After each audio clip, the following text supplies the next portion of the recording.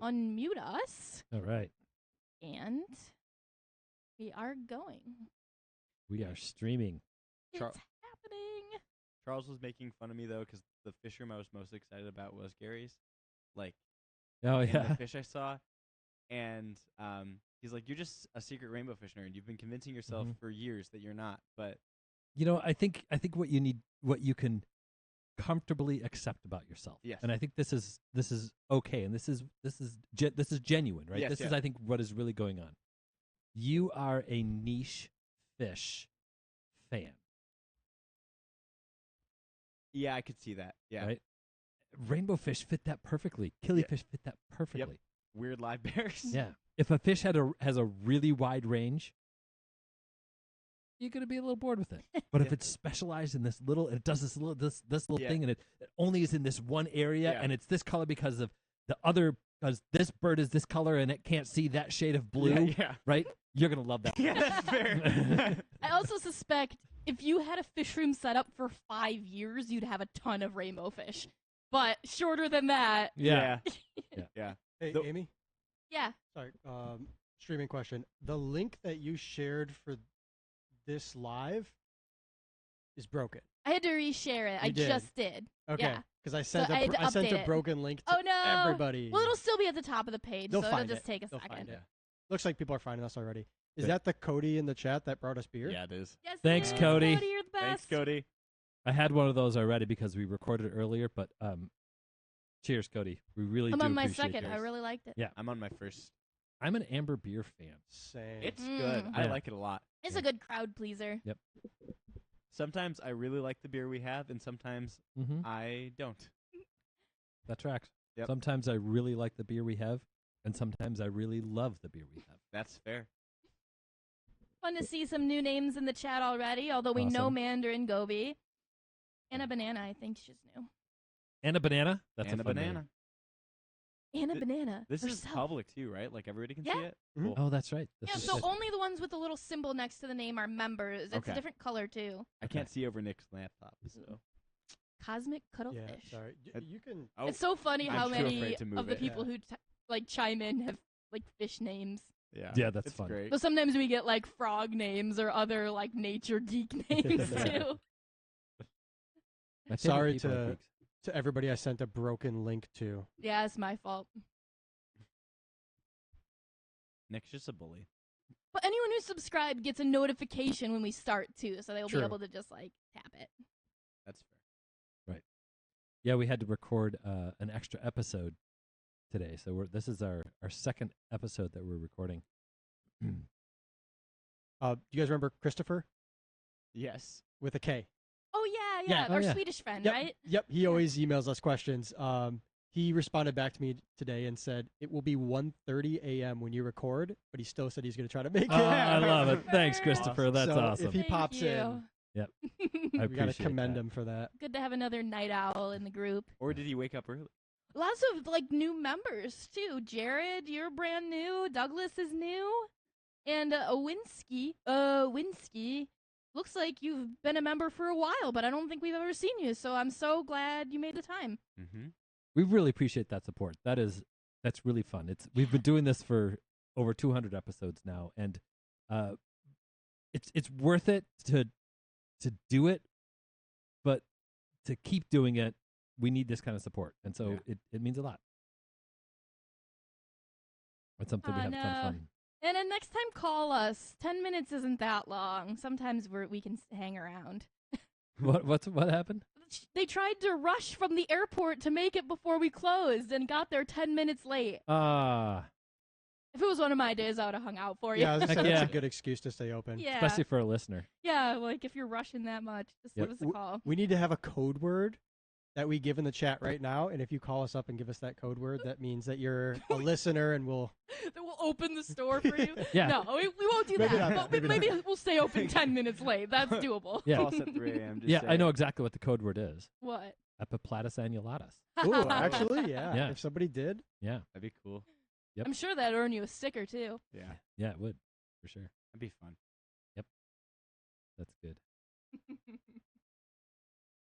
All right, I have the feeling that we should probably get started. Yeah, I think we're gonna Um, go a long ways tonight. Mandarin Goby, that's going to be a long answer, or a question with a very long answer that amounts to tons of plants. But I would say try one of the Bacopa species if you want a stem plant. That would be my suggestion. You should say out loud what the question was. The question, oh, sorry. I was kind of like, this is before we got started. Okay. But they have pothos, Amazon frogbit, and Anubias in a 5-gallon. They want to know what other plants they can keep. And it's a huge, long list of a ton of plants. But that's one of my favorite stem plants for, like, slow growth, low-tech tanks. Yeah. Most Plus environments. It smells great. Smells so good. It does. Can you eat it, Calder? Probably. I'll find out. Spicy. Probably would. You can eat moneywort, the Bacopa monterey. Isn't that cardamom? I don't know. I don't think it's cardamom, but it's, okay. I knew it's used in curry. I think it is cardamom. And it doesn't nearly smell as edible as Caroliniana does. No. Caroliniana smells like Christmas. And I'll take a backup too if that's what you're doing.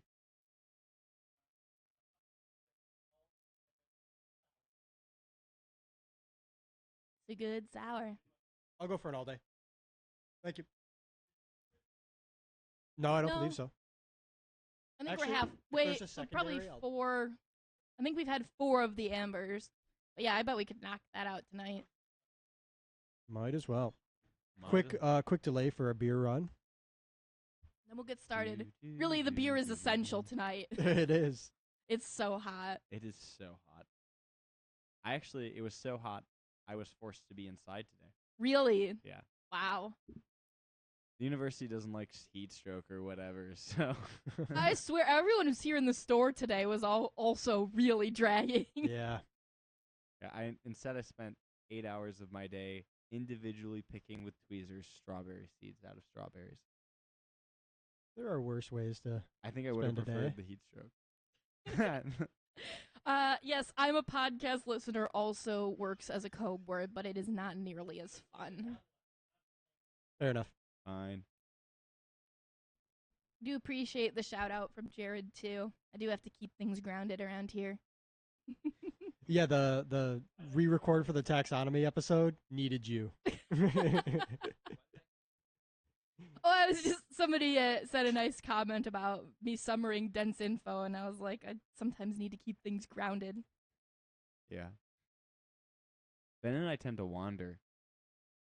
So, the answer to why people say that Java Fern is a beginner plant, but you keep having trouble with it, is it only likes soft water. Yep. Right. And lots of potassium. Yeah. But really soft And water. really, potassium is the only way to maybe counteract that in hard water. Yes. Pretty much. Not excessive, but you're still going to deal with blackening on the leaves. It's unless you are keeping, like, you pretty much have to do very, very frequent water changes to avoid it. In a way that only Charles has been willing to do. I had it going for a You while. did? Yeah. But yeah, I just don't really bother with it too much anymore, honestly. Yeah. It's a plant though that like lots of people try, and I don't think. I think people grow it up here, but it grows just small. It just keeps producing baby plantlets after baby, and it sticks around in somebody's tank. But we don't just get like the big dense stands that like you see online. There's somebody who's been trading it in, but I wonder if they have an RODI tank. They do, and it's CO2. I remember being at a plant auction in Atlanta, and the amount of Java Fern going through was shocking. Yeah. Atlanta has the pH of their water is like 6.8. Yeah. And think about where you're getting your info from. If it's Atlanta, if it's the Pacific Northwest, they're dealing probably with vastly different water than what you have. Right. I was shocked that Missouri's water was as soft as it was. Mm. So like they grow a ton of soft water plants. Wow. Their water is below 7. Below 7.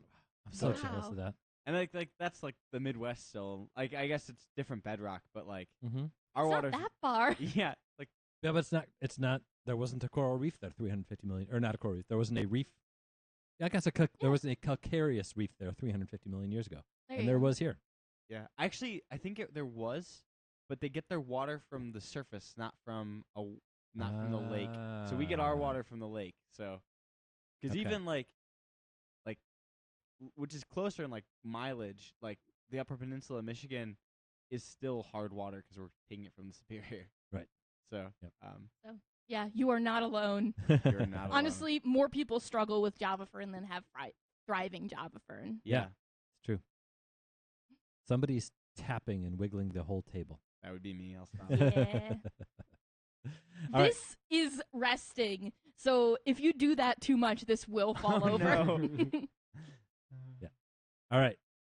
I think we're ready. Now let's start for real. Okay. Welcome to the latest Watercolors Aquarium Gallery podcast brought to you from the Aquarium Rush Studios in downtown Grand Rapids, Michigan. My name is Ben. I'm Amy. And I'm Calder. And once again, joining us for one of these special episodes is Nick. Woohoo! Hey, welcome, Yay, Nick. Cheers, Nick. I'm glad you're here. Hey, everybody. Nick spends a lot of time combing through all of these questions and making sure that I don't know what you make sure of. He makes sure that it's a good episode. So it's all about how he does it. Nick is our first line of communication, so a lot of the emails that you send go right to Nick, and I know a lot of you have gotten great help from him in the past, too. Yeah, we got great questions this time. I didn't have to filter any crazy ones out. They were just the Wow. right amount of crazy, you know? Perfect. Do we get a lot of those?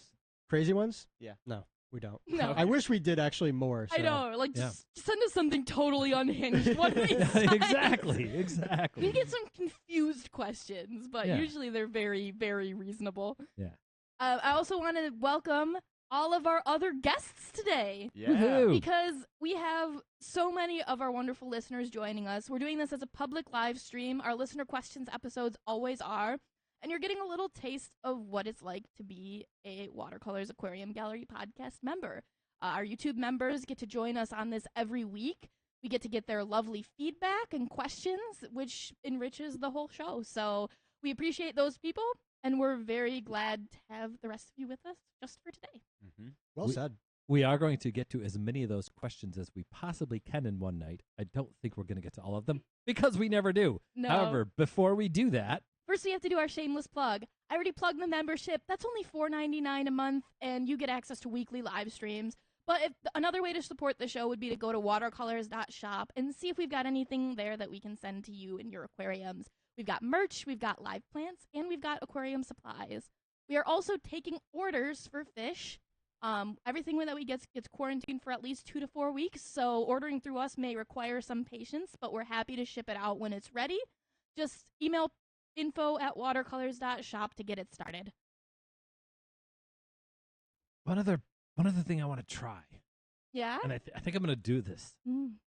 So we often have a studio audience, Mhm. and I think I'm going to put it out there that if you are a YouTube member and you would like to be a member of the studio audience, send an email to Nick. Come have a beer with us. You can't just show up and say, "Hey, I want to be a member of the studio audience." But we will get you on the schedule. We'll get you lined up with an episode that tracks with what you want to do. It's kind of a fun place to hang out and have a beer, and you'll get a first-hand look at what the studio is like and hang out with the Watercolors team, and we'll talk about whatever topic you think is relevant. Well, okay. What we think is relevant to you, that's how we're going to say this. Cool. But I think think that that'll would be be a fun great. one to do. That is going to be for YouTube members only. So all of you that are interested in that, if you're not a YouTube member, there's another fun reason to become a YouTube member. Oh, yeah. And to answer Cosmic Cuttlefish's question, yes, you can see all the past live streams if you sign up, so that will Yeah. give you access to all of those. We've been doing it for a year or two now at least, right? Mm. Something like that. I think about a year for Yeah. Yeah. Everyone I've Members. been on has. Yeah. Yeah. So there are a lot of episodes. You may even find one or two that weren't released. the that's True. possible. Those never happen. We get it right in the first take every time. Well, let's get into these. Mm. Let's Yeah, let's get let's see started. what kind I'm of so trouble- excited. see what Yeah. kind of trouble Nick can get us into. Before we start, I just want to let everybody know that if you submitted a question and it doesn't get read today, it will roll over into another episode.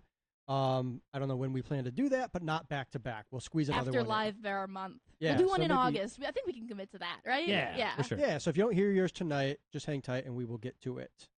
All right, you guys ready? I think let's do it. Yes. Cool. We have a question first from Nelson G.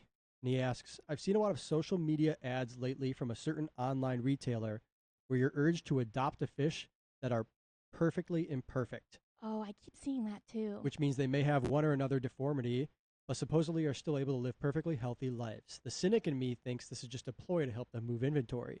The pessimist in me expects them to ship me nothing but sick fish. but the softie in me is dumb enough to look past that. Mm. What are your thoughts? I think all of the above have the potential to be true. With the and main, even at the same time. yeah, I think Yeah. that's true.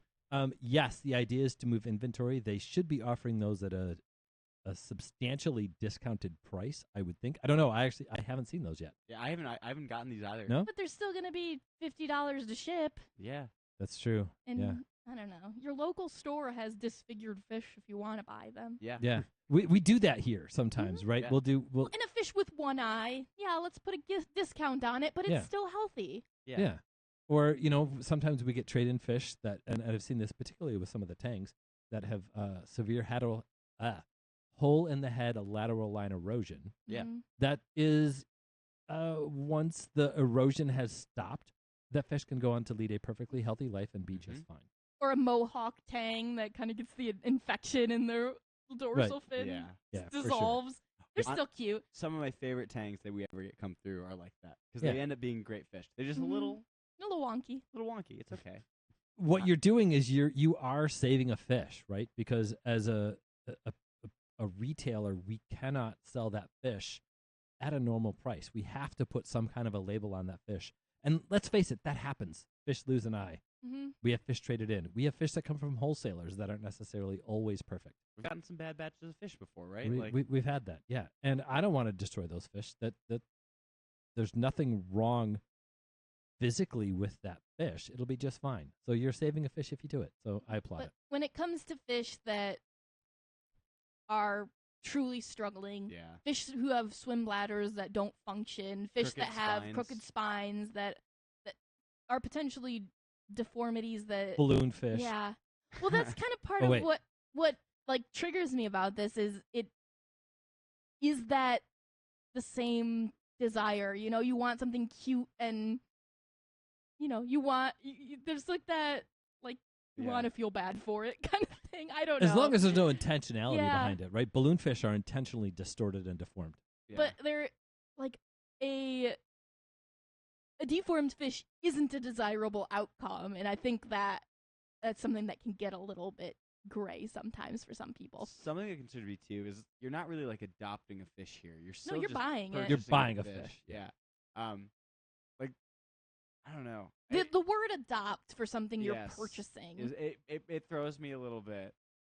I also kind of feel like it's a store's responsibility to manage that, and I guess like this is them trying to manage it. But I think if you're Yeah. an online seller, that's a little. You got the same. If you don't have a retail presence, you got Yeah. the same issues, right? True. You're gonna end up with those Mhm. fish. You don't want to destroy it. Yeah. Yeah. Yep. So I would say jury's out, but on the surface, seems like a valid way to handle that. Yeah. Yeah. Sure. I would say if you're getting sick, a fish that's a little deformed is very different than a sick fish. Oh, they they're should- selling a sick fish. Yeah. No, sorry, They wrong. should list specifically what's wrong with it. I hope that's part It of should it. be. I am It seeing. WYSIWYG. Yeah, it should be Right. WYSIWYG. Yeah. Yeah.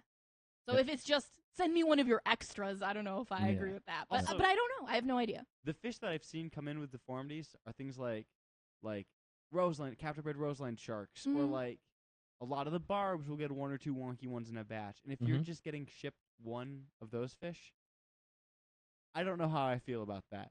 Yeah, because they really want to be in a group. Yeah. Right. So like it almost seems like something that like if you're a good online seller, you should be like, hey, I'm selling this group of 6 whatever, and I've got this wonky guy that needs a home. Do you want it for free? We'll throw it in the bag or Yeah. like whatnot. Like Yeah. I then see what you're saying. yeah, like But we have to look into it Yeah. more before we have any kind of judgment on that. Ready for the next one? Yeah, let's do Yeah. it. Next, we have a question from Arwen, and she Ah, says, cool. Hi, Arwen. back in the late 90s, I dug a pond in my backyard and we added gambusia to eat mosquito larvae. And I was living in Oregon at the time. Fast forward to a year later, I set up a tub pond on my back porch, found out gambusia has been banned here. This is in Washington State. Since they've gotten into natural waterways, caused problems. Her question is, why haven't goldfish been banned? They've found their way into natural waterways and caused problems at least as much as gambusia. Beats me. no clue. We had a whole episode on goldfish, and I think the commercial presence of goldfish is why they Yeah. have not been banned. It's when it comes down to it, it's all about the money, and the amount of money raised by selling gambusia is pretty minimal compared to the amount of money raised by selling goldfish. And I think we kind of went off on a little bit. Like the Yeah. whole feeder goldfish as a thing is a ploy by the aquarium industry to get you to come back to the store every week because you Mhm. need feeder goldfish to feed your fish. So, And you need fish to replace the fish that you fed the feeder goldfish to. Yes. yeah, True. exactly. But that side by side does really put it into perspective. Yeah. Because It's all the about the same money. thing. Mhm. Through logic, it's not justifiable. Right. Yeah. But there are big corporations protecting their ability to sell goldfish. Big goldfish? Yeah. I mean, will s- literally. Yeah, and I will say Gambusia Hulburkai, which is the eastern mosquito fish. That's the one that's you buy at the store. Yeah. Native all the way up to Indiana. Yeah. That is the most invasive one of the it's in the top 25 most invasive species on the planet. Wow. So it does beat out Through deliberate introduction in a lot of cases, yeah. right? So it does beat out goldfish Mhm. as far as its potential for being invasive. That being said, in Oregon, I don't think that's true. So, It's also not the fish that's trashing our Great No. Lakes. Yeah. There were Gambusia holbrooki in Hawaii. yeah, there's Gambusia Hulburkai endangering other Gambusia Yeah. species, like the Big Bend and a few other interesting Gambusia populations. Right. So, I don't know. Call your Congress people and ask. Yeah. Yeah. I think we did a whole episode on that with Dr. Alicia Davidson. She was on that one, right? Mhm. Yeah. Yeah, she was on that one. Yeah. I agree they should be. I think that's our official answer Yeah. is they should be. Why are they not? Because of money. Hey, it's Charles. Everybody say hi to Charles. Hey, Charles. Hi, Charles. Charles is joining through his new YouTube channel. Ooh. That's that Aki Solo, right? That's him, Yeah. right? Yeah. Yeah. Oh, cool. Yeah. So check that out after this. After that. Don't go to it right now. Also, episode 191 was the goldfish episode. Oh, perfect. It Thank was you. a great episode. So if you Yeah. missed that one or skipped that one, I think Yeah. go back because we learned a lot. We did. Cool. Next, Wait. we have a question from Aiden. And he asks, how would you recommend transporting fish or coral for a 12-hour drive with an overnight stay? Ooh. 5-gallon bucket and a battery-powered air pump. Yeah. You're even doing better if you have a cycled sponge filter on the end of that air pump. Oh, yeah. Yeah. And people always ask this, and 12 hours is short Yeah.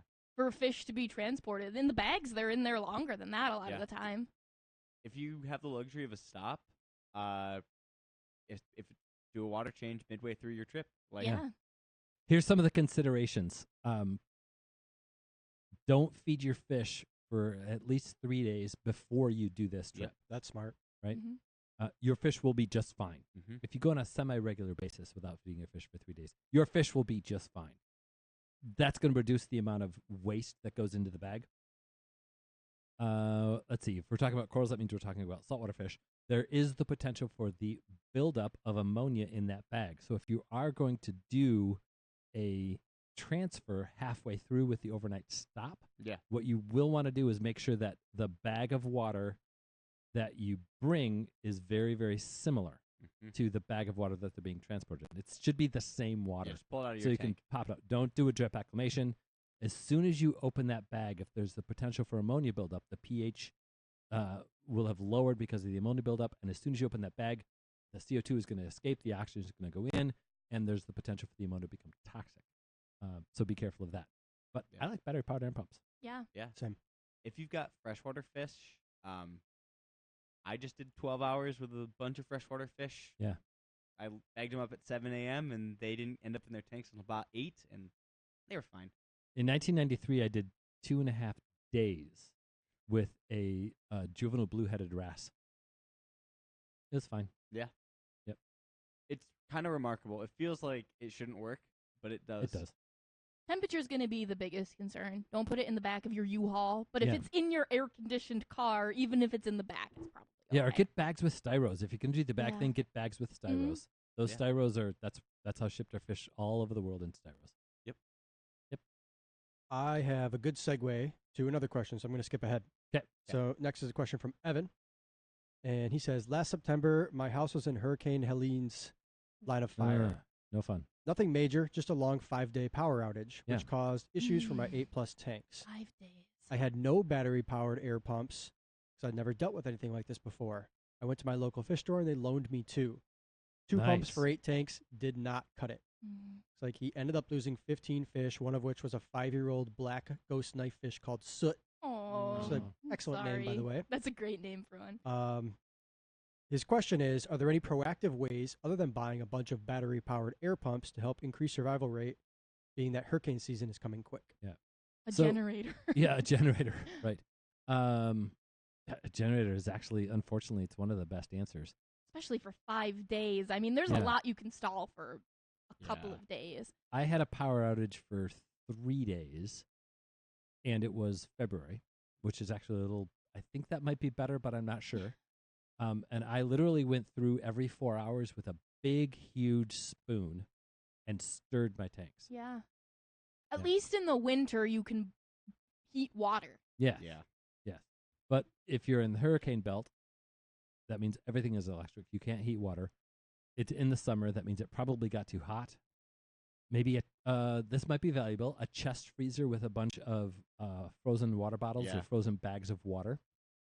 There are some great affordable battery backups now. Yeah. Yeah, the type you'd get for your computer. Yep, I just bought one for my reef tank because I go through pretty frequent power outage. Yeah. I can limp along. I can limp along for about 2 days without power with running an air pump, which buys you 2 days. Right. And that's it running consistently. Something I read, like, you don't need that air pump running all the time. You need it running a good bit of the time. So if you have a limited battery life, then run your equipment part of the way. And the stir works really well. Yeah. Almost as much to recirculate oxygen, as long as you're doing it frequently enough. And I think I'm going to reiterate this point. Don't feed your fish. Yeah. During that entire 5 days. Do not feed your fish if you have no power going to the tank. Yeah. Yeah. They will not thrive at that point, but you're not looking for thriving. You're looking for surviving. And ammonia buildup. Here's a way to think of it, right? Think of it as a human being. What kills you if you have no resources? Yeah. Starvation, water, and air. What kills you the fastest? Air. Yeah. In a tank where there is no circulation, oxygen is becoming an issue. All of the other things that you add to the tank, food particularly as one of those things, is going to increase decomposition. Decomposition takes oxygen and produces CO2. Yeah. So think of it this way. If you are suffocating, the last thing you want is a cheeseburger. Yeah. Okay? So even a couple of days before you got a hurricane coming, a couple of days before, don't feed your fish and do a really big water change. Yeah, I was just thinking that. Yeah. And then don't feed your fish anything if your tank is not running. Yeah. Yeah. That will get you through most of it. I think the biggest cause of die-off when these power outages happen is your photosynthetic organisms start to go. Yeah. So, like, if you have a coral tank, or if you have anything, once something starts to die, you've got to pull it out. Right. Like, otherwise you're just watching it crash. My other thought, too, is if you have a really heavily planted tank and there is no light in that room, pull all your plants out.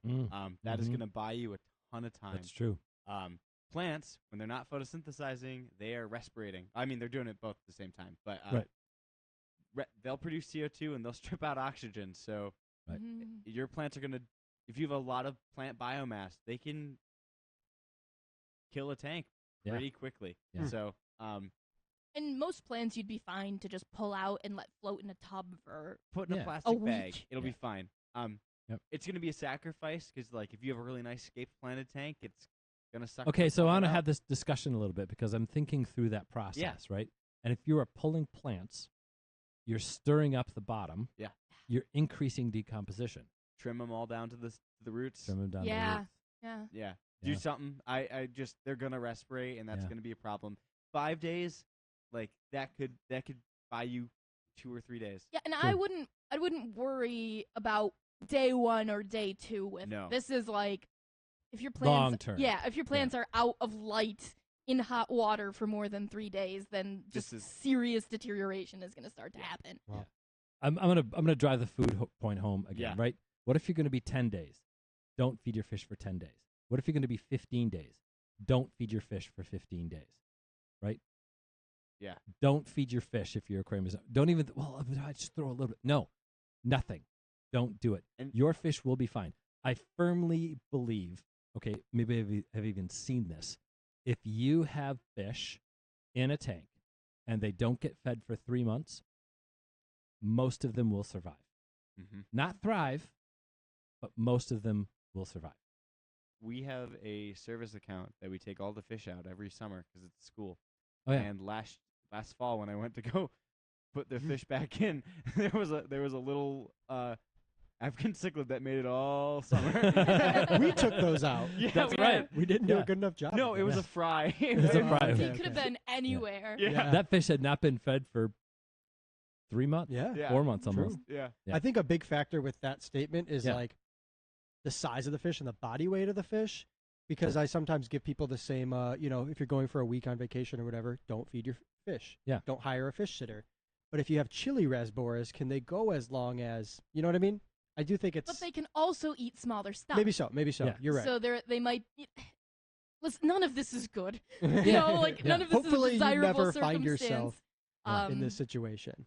You are going for surviving, not thriving. At Agreed. that point. Mhm. To make them thrive, buy a generator and a bunch of battery backups. If you can't do that, you need to go for survive. Don't feed your fish the entire time. In the Nothing. dark, when they're not moving around and doing as much too, that's also going to impact Yeah. their metabolism and how Yep. much they need. Some D-Rock did say that Higura makes a battery-powered backup pond pump. Oh, cool. So that, like they said, that running a splitter from that could keep plenty of tanks alive. I Sure. would think. Some Yep. other thoughts too is if you have a place where heat or air AC is powered by like it might be worth more to run your heat or run your AC than it is to run any other aspect of your aquarium. Yeah. Fair. Keep things die faster if they're really cold or really hot. So Yep. if you can keep that Or if you can do water changes with room temperature water, that would probably be better than Yeah. the alternatives. Yeah. Yep. I also heard a piece of advice one time, and it makes sense, but I meant to ask you about it too, Ben. Yeah. Somebody said propane generators are probably better for this than gas generators because gas generators take maintenance. You don't want to just like leave them sitting in your Yes. basement Yep. for ages. Yeah. And No, that makes sense. I don't know enough about either, Yeah, but but- that does make sense. Yeah. You know, gas ages, propane doesn't. We So- don't have a generator here. we don't.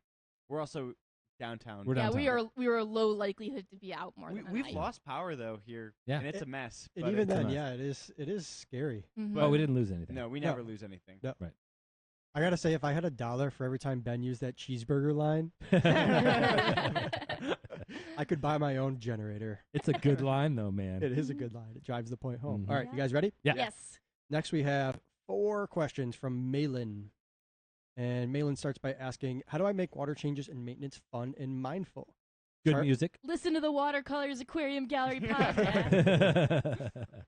Charles has mentioned how water changing is a mindful practice for him. How do I make myself enjoy this more? And how do I make myself actually want to do the unfun parts of maintenance? Oh, Music is a great start. music, or I actually like Amy's answer better than music. but I listen to music when I'm doing. I have a beer when I do my. Yeah. I think Maintenance. too, like resetting your opinion and say, like, not looking at it as this is the boring part that I'm doing because I have to, so to do the rest of it. Yeah. Like, water changes are a really good time to check in with your tanks, to observe your fish, to develop your relationships with them. Like, you look at your tank differently while you're doing a water change than you do otherwise. So, really focus in on what you're doing at some aspects too, instead of just trying to get it done. I keep this is where I do all my when I do all my fish note keeping on like things. I do it always when I'm water changing it because it's the time I'm really taking the tank apart, looking at everybody. But I generally like maintenance more than like I would do maintenance on my tanks every day if I had the time. Like it is like the aspect I like. Yeah. So I think that mindfulness is such an amazing word. It's kind of turned into a little bit of a buzzword, but I'm really kind of okay with that. Actually, my girlfriend. It's kind of trendy right now. Yeah, my girlfriend is a mindful meditation instructor. That's like one of her Mhm. little that she's professionally trained in mindfulness. And one of the core parts of mindfulness is you ask, how do you make it mindfully not a chore? the silly, easy answer is you mindfully make it not a chore, right? Don't think of it that way. Think of this as this amazing thing that you're doing for your fish. Think of the feeding fish is often not considered a chore. It's like kind of the fun part. Yeah. Well, when you're doing your water changes on your fish tanks, you're doing something like feeding them. You're caring for these creatures. And they will react to it. I think Yeah. feeding strikes you as really fun because you can see how much the fish love it. But make sure you give yourself a few minutes after your water changes and just look at how happy they are. Yeah. And it Yeah. feels good. I Yeah. have one tank that's a service account in mind that every time I water change it, the Serpae tetras go nuts. Yeah. I love So- that. Oh, yeah. they love a good water yeah, change. so Yeah. you're like, oh, you can tell, like, oh yeah, what I just did, the fish love Mhm. more than I think they've ever responded to me feeding them or anything. Like, Like, if you ever felt the desire to pet your fish, this is the closest you can get to them enjoying it. You Right. make their bodies feel good, and they're happy about it. yeah, They get giddy. Yeah. Hmm I That's just a love, good like, description.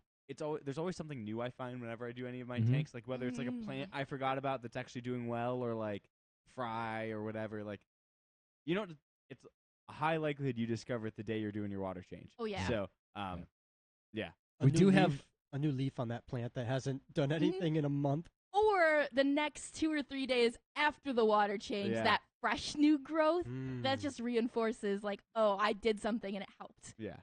We do have a few listeners that specifically have told us that they listen to the Watercolors Aquarium Gallery podcast during water change time, Mhm. and so that's I love it. that's self-serving, but Yeah. I get that. That makes a lot of sense. I used to, and now it's just my own voice. So Well, I yeah. hide. Yep. But All it right. is. It's whatever helps you, like, just kind of detach. Yeah. We got a few other from Maylin, and Okay. next she asks, she'd love our episode on building biodiversity safely in freshwater tanks. She has a tank full of wild invertebrates that she's collected and scooped, Fun. and she's wondering if she can safely seed them into other tanks to boost like the macrodiversity. But her risk, Theoretically, she's worried of the risk of introducing something not fun. So I've done this a couple times. First thing you got to do, get a good key to the macroinvertebrates of your area, or even microinvertebrates of your area if you're collecting them. Where can you find those? Any idea? Honestly, if you look it up, most states extension offices based in like the land grant institution that's there have great ones. MSU Okay. has a great one. Wisconsin has an even better one that I use more often than the MSU's. But yeah, and then make sure that those macroinvertebrates have what they need to live in your aquarium. Most of the time, they don't, because your fish will eat them. Whether that be leaf litter and lots of plants or rocks dare I or say algae? algae, Mhm. they need that stuff. And if you're gonna look into doing that kind of thing, then you should do that slowly over time, like when it comes to building up leaf litter beds or whatnot. But you can achieve that in your home aquarium. It's just work. Well, and there maybe there are some reasons. I was just gonna say that you can also just seed a little bit at a time, and whatever Yeah. succeeds is gonna succeed. Yeah. Yeah. You move a rock or a piece of driftwood from your invertebrate tank to your regular tank. Most of them are gonna get eaten, but most of them are gonna get eaten regardless. Yeah.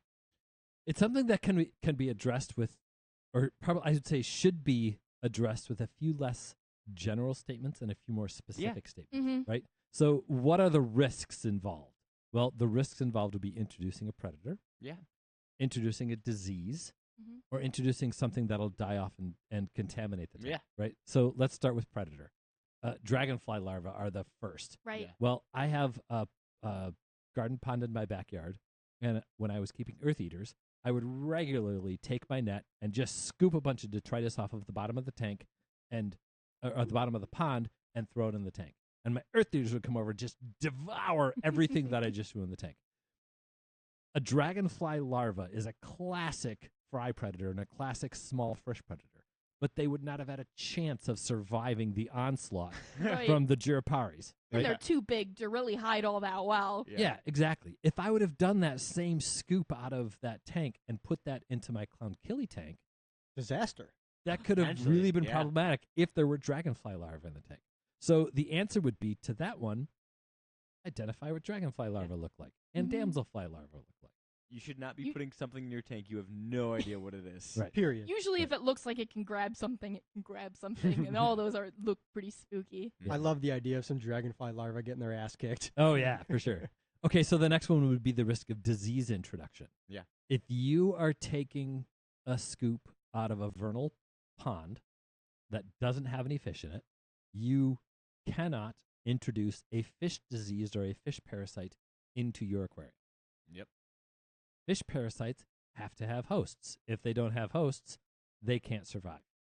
So that, as far as disease introduction, is very low to absolutely zero risk. Especially if it's been 6 weeks since you've added anything to your invert tank. Yeah. Yeah. Like, then if there were parasites, they would have had time to hatch, not find a host, Yeah. and Yeah. die. Quarantine them. Mhm. Quarantine them. Yeah, so that would be the next thing for disease introduction, right? Mhm. If you're not sure, have a tank that doesn't have any fish in it.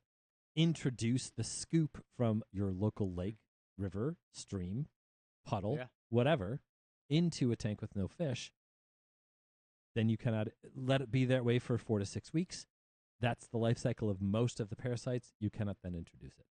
I honestly think that might be what you have to do anyway. Yeah. It's hard for me to believe that in any well-stocked fish tank you could just add a scoop of invertebrates and like It have go them well. thrive Yeah. and really fill out. I almost feel like you got to get the tank started with it. Yeah. Get Yeah. it nice and funky. Give them some time to really establish, and then add your fish. I think you'd have way more success. I think that would be really fun. Yeah. Yep. So there we go. Time out. Time out. This is actually the second episode we've recorded tonight. We just did a good deed podcast. So, yeah, we already have to pee. Are you surprised? We always have to be. What are some of the listeners saying? Anything new? Carter, this next question is for you, by the way. Oh boy. I'm afraid. Should I be? No, afraid? it's fine. It's fine. You'll geek out. Okay. Not too I like many weird stuff. questions. William, we would love to have you. You're going to have to find your way out here eventually. It's just going to happen.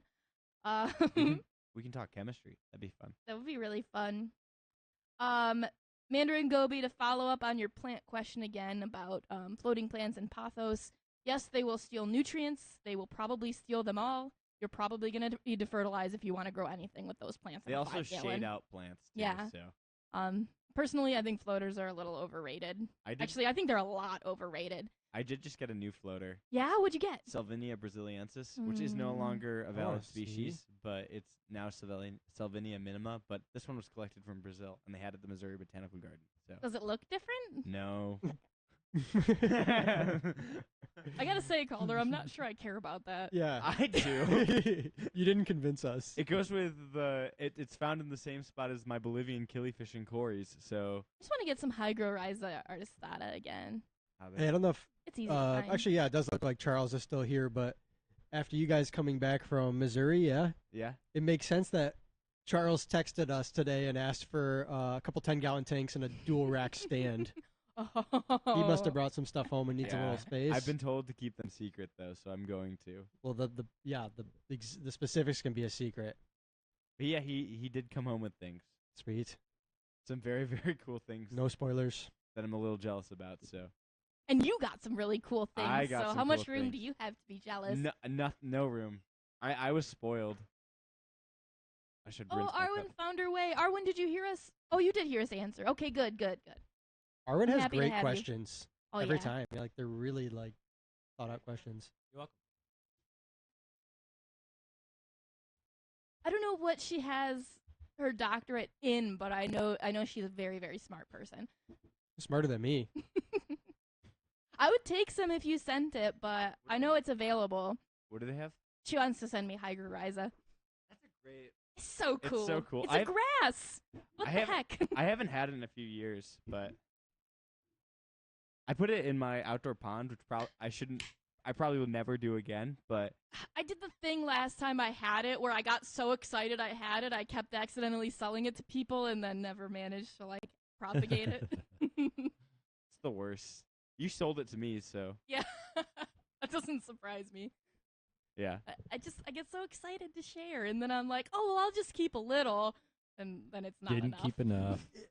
There is just something so like tempting about meeting somebody cool in the shop who really wants the thing that wasn't for sale, and you're like, It's All always right. like the day you Totally. decide you're not gonna sell it, or the day you decide you're gonna take it home. Yeah, somebody comes in. I always do this to myself, where like if I decide that I think that something's cool enough for me to bring home, then I really try to sell it so I don't do that, because I can always get it again. So It's true. speaking of things that were sold that weren't for sale, Mandy's Goby. Somebody sold it. I did. Oh, you sold it. She is out for blood. It had a price on it. The system did. The tank did. It was a package deal. I'll let you fight Mandy about that. I already told Mandy I about know, that. it's all good. But it had a price on it. I'm so just I glad sold to it. know it didn't disappear. No. Hopefully whoever took it loved it because it was a pet. They're ecstatic about it because Good. they were coming in for like 6 months before and asking every single Good. time, and then they saw it for sale right after their betta passed away. Aw. So it's Yeah, that's best case a tough scenario. no. yeah. I was like, it's got a price on if it. it was for sale anyway. Yeah, it was like the Yeah. tank was for sale, I guess, but like And I think really the requirement was whoever takes him has to be in love with him. Yeah, yep, I agree. I think that'll make her feel better. Isn't that a requirement for everything we sell? I would that- hope so. that is what I told Mandy. It is, so but I if hope, it has a name, you have to I was love just it kidding. more. She wasn't. okay. Well, that's true. She I was totally just- get that. She did. She was like, "Did you sell Creech on last week?" And I was like, "Yeah, I did." Really, she would have felt fine if you just told her immediately. Yeah, True. Like She I think came in more to than found- any of us, she hates not being able to find something. Yeah, Yes. yeah. I should have marked it, but it was that crazy Saturday we had last week. Yeah. So You're good. You're off the hook. Yeah. Last week, Amy asked me to keep you guys moving. So, Yeah, Okay. please Okay. do. Please Yep. do. all right, ready to pick back up? Yeah. We got another question from Malin, and she asks, "Where do I start looking for small mantis shrimp? I'm daydreaming about a nano macroalgae tank with mantis. Where do you live? 10 to 15 gallons max. Is this possible? My LFS doesn't order live rock. True live rock, I assume, yeah. Do you think this project could be done well for less than $400? absolutely less than $400. In this case, the livestock's probably going to be the most expensive part, unless Yeah. you really want to go high end. But for finding a mantis, You want to let him share his source? Befriend a store? befriend They're a store. bound Because to right now wind up we with don't them. stock them. Yeah, share the source. It's fine. Yeah, Tampa Bay Saltwater, they sell live rock. They get them. Yeah. Neogonodactylus winneri is the species I would keep. There you go. You're gonna spend some money to ship it to you, but the animal's gonna cost less than it is to ship it to you. Yeah, and have a for fun sure. pet. Yeah. She's on the East Coast, I think. Cool. Otherwise, if you're in a big city, get to know a reef group. There's like Facebook groups or whatever. They'll pop up. Like I found my Neogonodactylus on a reef forum, and they gave it to me just for the cost of shipping. yeah, they are Cool. more available than you think they are. Yeah, they're fantastic. It'll be a fun pet. Yeah. I miss my Neogonodactylus winneri every day. So Yeah, me What too. You're on the Species. East Coast. yeah, Go try and collect it. First of all, Yeah, find you out the legalities in your state, whether or not you can or cannot do that. And if it's legal, go try Yeah. and collect it. there as far are. as catching something, it should be one of the easier Yeah, things to I find and think the collect. only species that ranges much out north of Florida is Squilia impulsa, which Okay. is a little spearing mantis shrimp. Mm. That's going to be a hard one to collect. So your Okay. best odds is if you're like this is what I'm going to do next time I'm in Florida. I tried collecting mantis shrimp in Florida. I caught one Neogonodactylus ortizi, male. I let him go. He was the only one I collected. Okay. What's the really dark green one? Any of the Neogonodactylus can be dark green. Okay, because I Um, collected one of those when I was in Florida. Yeah. They tend to be greener, shallower, Yeah. The Okay. and darker, like reds and stuff. This thing was Deeper. like emerald green. So it probably was either Neogonodactylus ortizi, Yeah. or Pseudosquilia salata. Okay. But actually, I'm learning now probably the best way to get a mantis shrimp is to buy a dive light if you're gonna go collect them. Go stand out in waist deep water with a light on at night, and you will collect post larvae. They'll be Oh, about fun. half an inch long post larva Neogonodactylus. They're attracted to the light.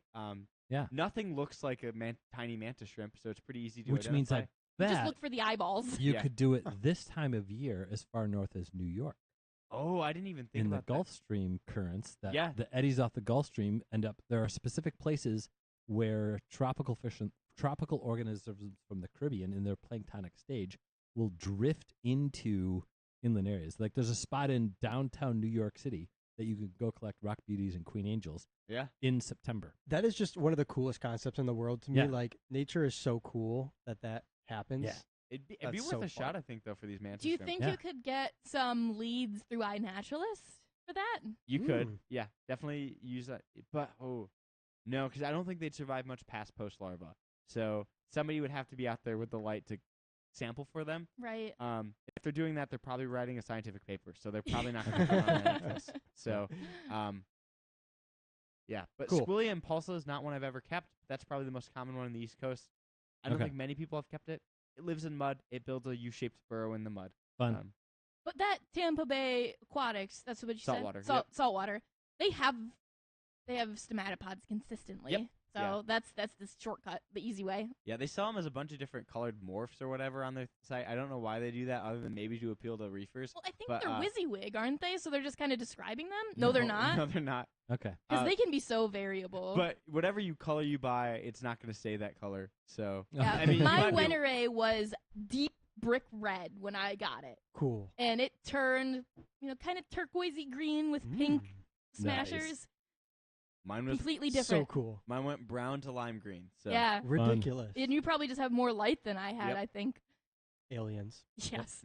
All right, last Yeah, for question sure. from Malin is for Ben. How deep are you certified to dive, and have you ever heard any worthy stories about nitrogen narcosis? I've been down to 110 feet. I have Whoa. my advanced open water dive, which didn't is know that. actually supposed to be 100 feet, and went a little deeper when I was in Thailand. So it was 33 meters down. So that's right about 110 feet. I have never been around anyone who got narked. I have been around people that got, what's the one where there's nitrogen narcosis is where that's like a really dangerous one. Yeah. But I have been around people that have had, so if the nitrogen diffuses in a nicer way, you get high underwater. Oh, Right. Essentially, the nitrogen diffuses and it's kind of like laughing gas. And on my second big dive, and I was probably 17 or 18 years old with my big brother who was going to take really good care of me. We went down deeper than we were supposed to go. We were down to 90 feet. And the dive, it was supposed to be a drift dive. And this was before, this was 1990 or 91. And back then, we used a dive chart and we didn't do a safety stop. That wasn't a thing. We just did really short bottom times. So for 90 feet as a sport diver, it was a 17-minute bottom time. That was as much as it was determined to be safe to be down there. Now with the safety stop, you can be down there for 45 minutes, go up to 15 feet, wait there for, I think it's just 5 minutes that you have to wait there. Anyway, maybe it's 15 minutes. Anyway, Check with your dive instructor. check with your before dive. I mean, you're following always any of diving this with a dive advice. master anywhere, right? And then you can be down at that 90 feet longer. But anyway, we went down to 90 feet, and it took me a really long time to get down because I had some compression issues with my ears. Always been a challenge for me. I know how to get past that. No, I didn't then. So we went down to 90 feet, and the dive master said, if you lose the group, head due east until you get to a ridge, and then follow the ridge, and you'll catch up with everybody. So, of course, we got separated because it took me so long to get down. And I looked over at my brother, who was the one who had the compass. And instead of looking at the compass, he's counting the freckles on his arm.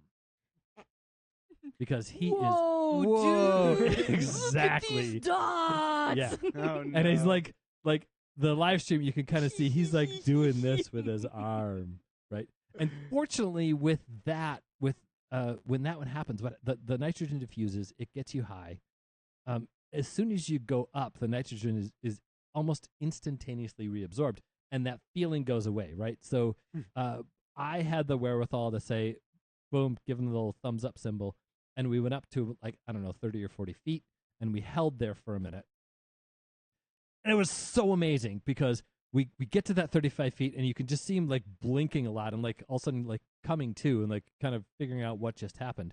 And directly between us. So if you could picture, if you picture like people that are free falling out of an airplane when they're holding onto each other, looking at each other, picture two people in that state looking at each other. And directly between us was about a 1.5 centimeter bright orange jellyfish. Ah, cool. Like it posed right there. It was such an amazing time. That's So awesome. That's the story I have about that. I love to hear your brother's perspective from that story. Yeah. It's funny. You know, I brought that up a while ago and had him tell the story, and we were remarkably similar.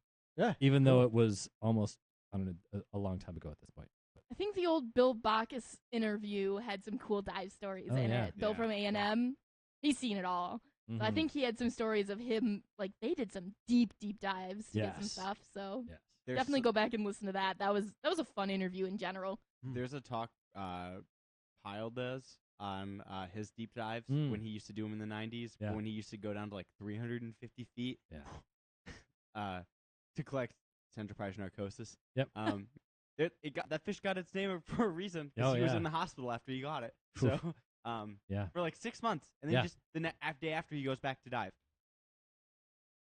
It's different breed. You get that addiction, man, and it's hard to not Amazing want to dive what all you the can time. get comfortable with. Yeah. Next, I got a pee now too. Sorry, guys. sorry, quick break. I was just like, oops, keep I almost stalling. died. Oh well, Yeah. I'm just gonna go keep collecting fish. That'll happen. Well, Cinso got away to tell another diving story that I only heard the story. I was not involved with. That's what we want. We want the crazy ones. Yeah. I wasn't there. So the Wink, Cayman wink. Trench and the Cayman Wall is one of the famous dive sites. And that is a vertical dive site as opposed to a horizontal dive site. It goes down to like 5,000 feet, almost straight vertical. So it's a really interesting dive site. And the guy, when I moved down to the Keys, I was living with one of my dad's friends on his boat. And he's the one who told me this story about diving the Cayman Trench with another one of my dad's friends, who my dad has been playing guitars with for like 60 years, right? So this is like really close family people. Does your dad dive too? Sorry.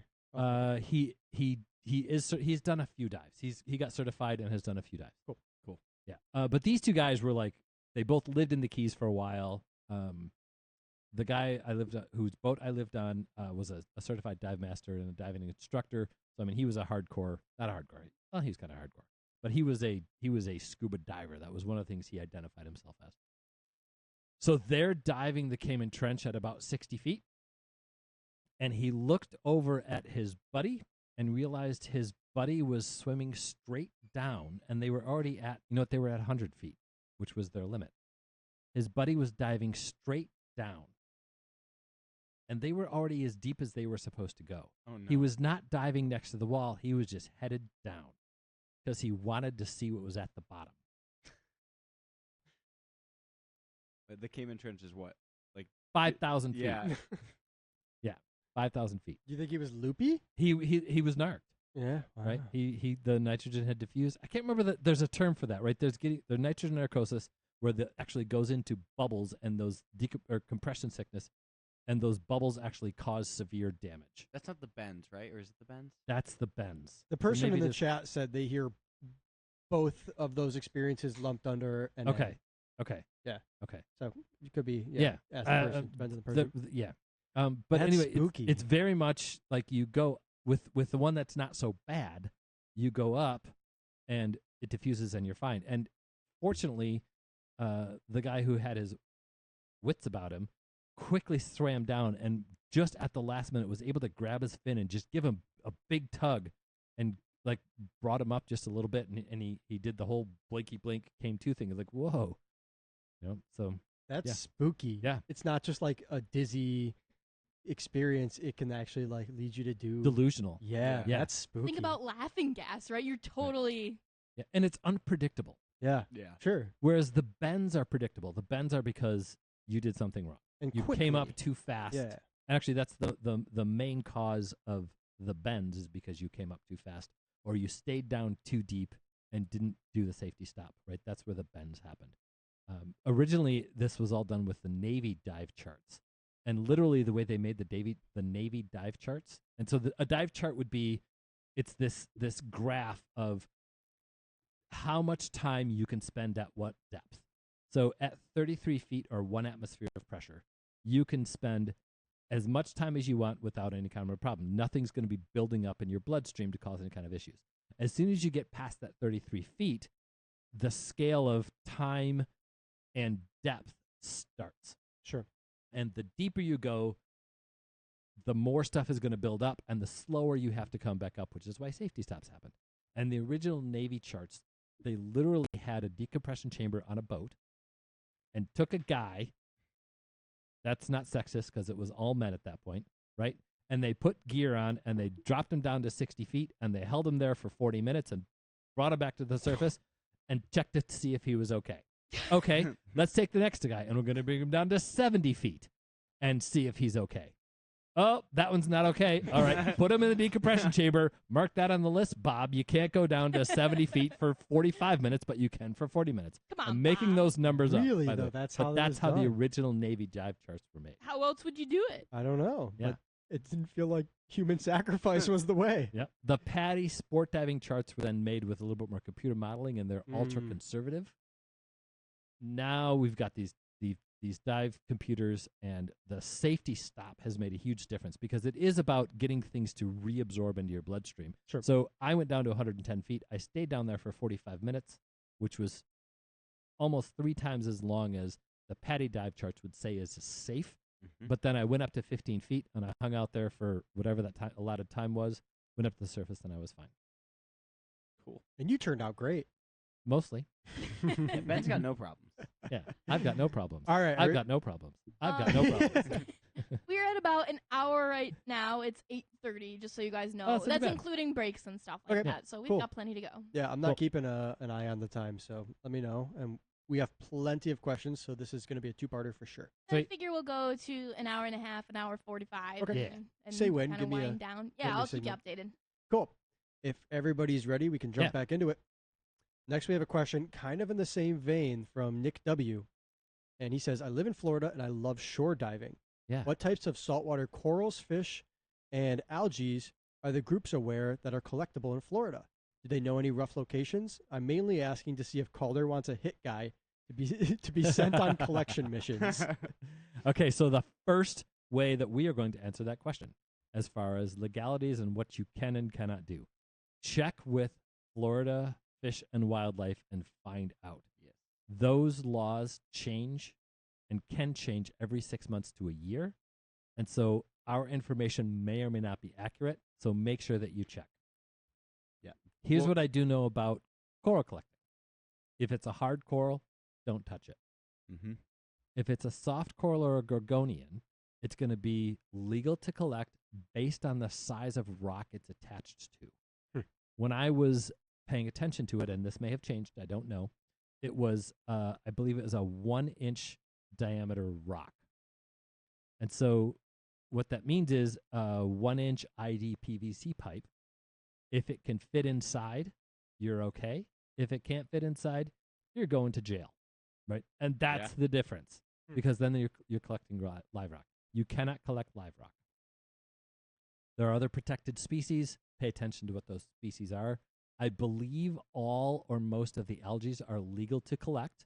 Again, that piece of whatever it's attached to matters. If you find a piece of rock the size of a golf ball that has all these cool algae growing on it, and you take that golf ball because I wasn't collecting the rock, I was collecting the algae. The Florida Fish and Wildlife Officer doesn't care. Mm-hmm. That piece of rock was too big, and you are now in trouble.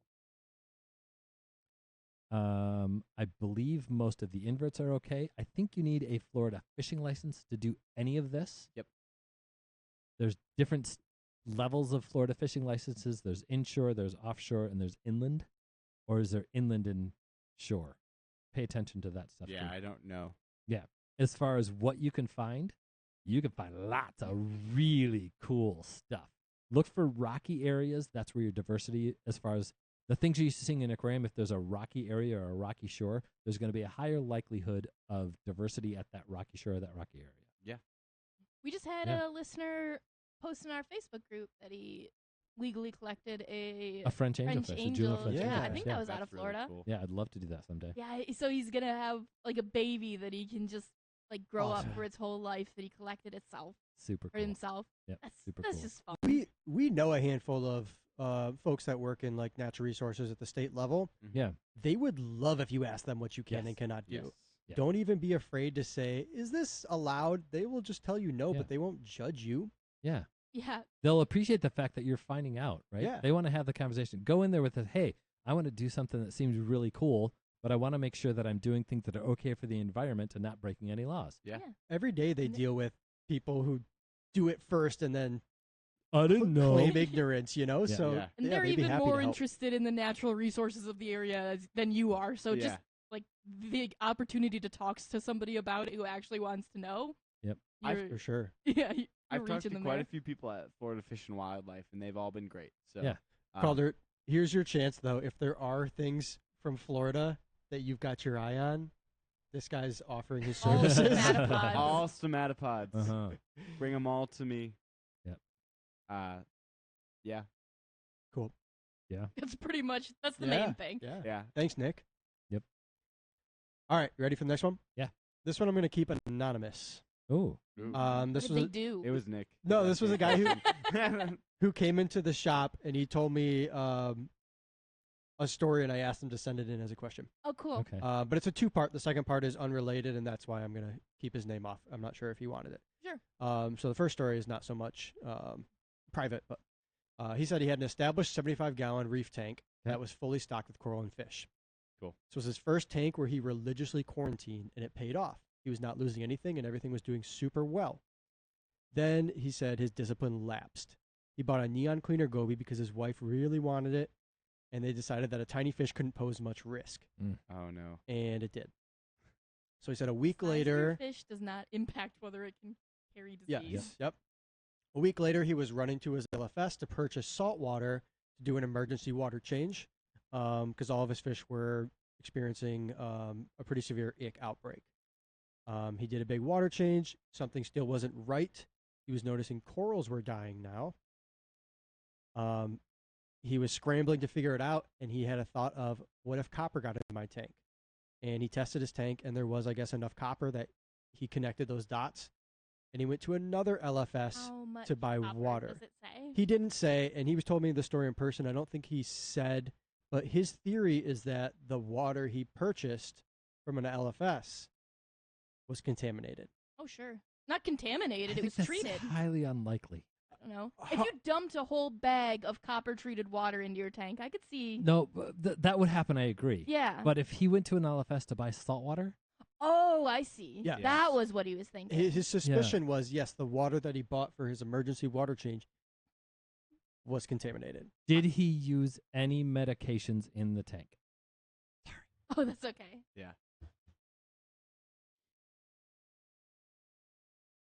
I've got so much to say on this. And I don't know. And he was, I don't remember if he elaborated any more in person, but I said, It's so amazing how many people try so hard and then make an exception. And it's and he was I kicking. get- He was kicking yeah, like himself. I get it, but I also don't get it. I Like think you it- know, I think it just takes screwing up one time to know. it really does. But Like- this tank is now defunct. He's, I think, moved since then, and he has freshwater tanks, and he's got his eye on a new reef tank, and like he knows this time. He He's never- definitely knows yeah, we'll this get time. into more like diagnostics when Ben gets back. But I just Yeah.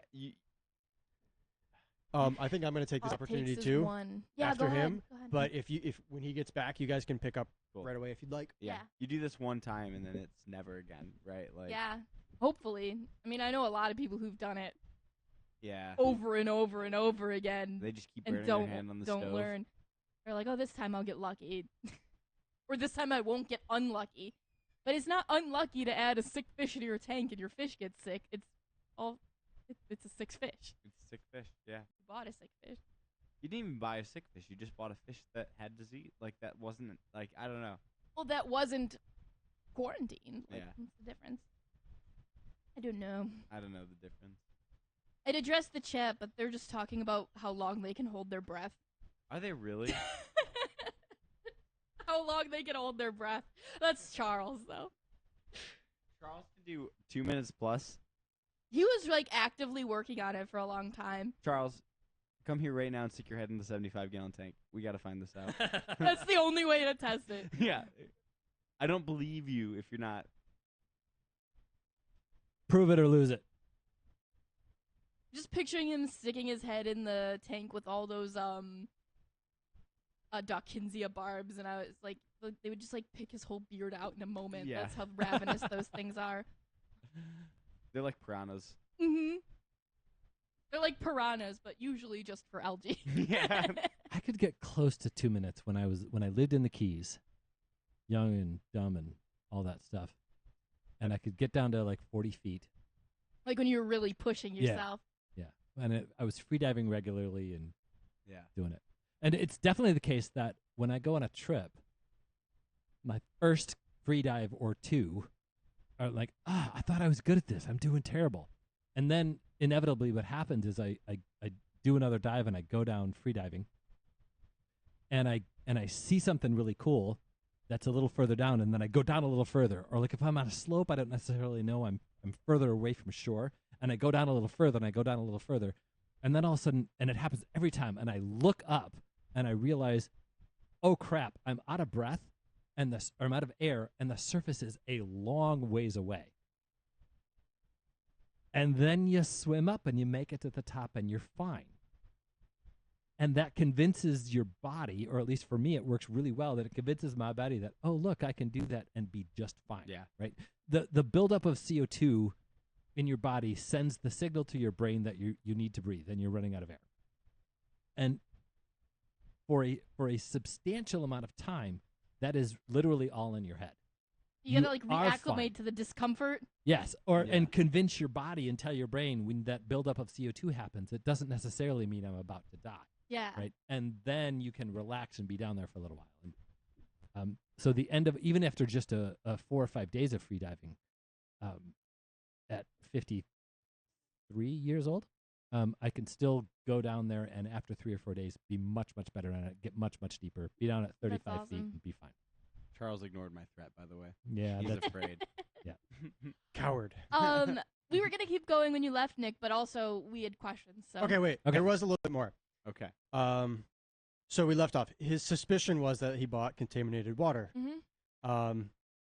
At the time, he didn't address it. He just went to a different LFS, bought more water, and used that to try to get the copper down, but the damage was already done, and his tank was just destroyed.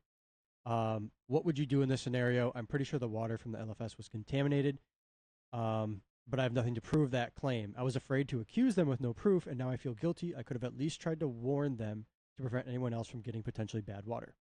Here's my question: does that LFS have living coral? Because aren't they probably using the same water? yeah. True. Yeah. So I definitely worked at an LFS that never changed their RDI membranes Mhm. ever. Right. The TDS was like 250 Yep. in the RO water. It's good water. Fantastic. That could really mess up a well-established reef tank if you just put that in there with mixed salt, because their TDS is But gonna it's not going to have enough copper in it. Did he say specifically he did a copper test? Yes. A lot of people think their copper concentrations are scary when they're not. No. So True. that would be my first Yeah, suspicion. Right. that's exactly what I'm But thinking. I'd be more willing to believe that he added copper water with the fish that he added than with like source water from Mhm. store. So Maybe. this is a 75-gallon aquarium, right? Yeah.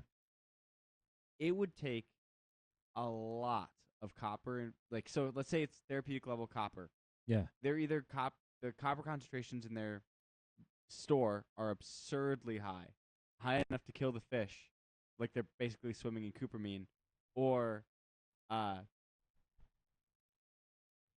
you change like 100% of your water. So for Yeah. context, it was 40% of the water with what he Okay. thought was contaminated, and it was the next day that he noticed corals just withering and melting. So I think there's a higher likelihood that the LFS has just really bad salt water with a bunch of other contaminants, Yeah. and then you did a big water change and crashed it.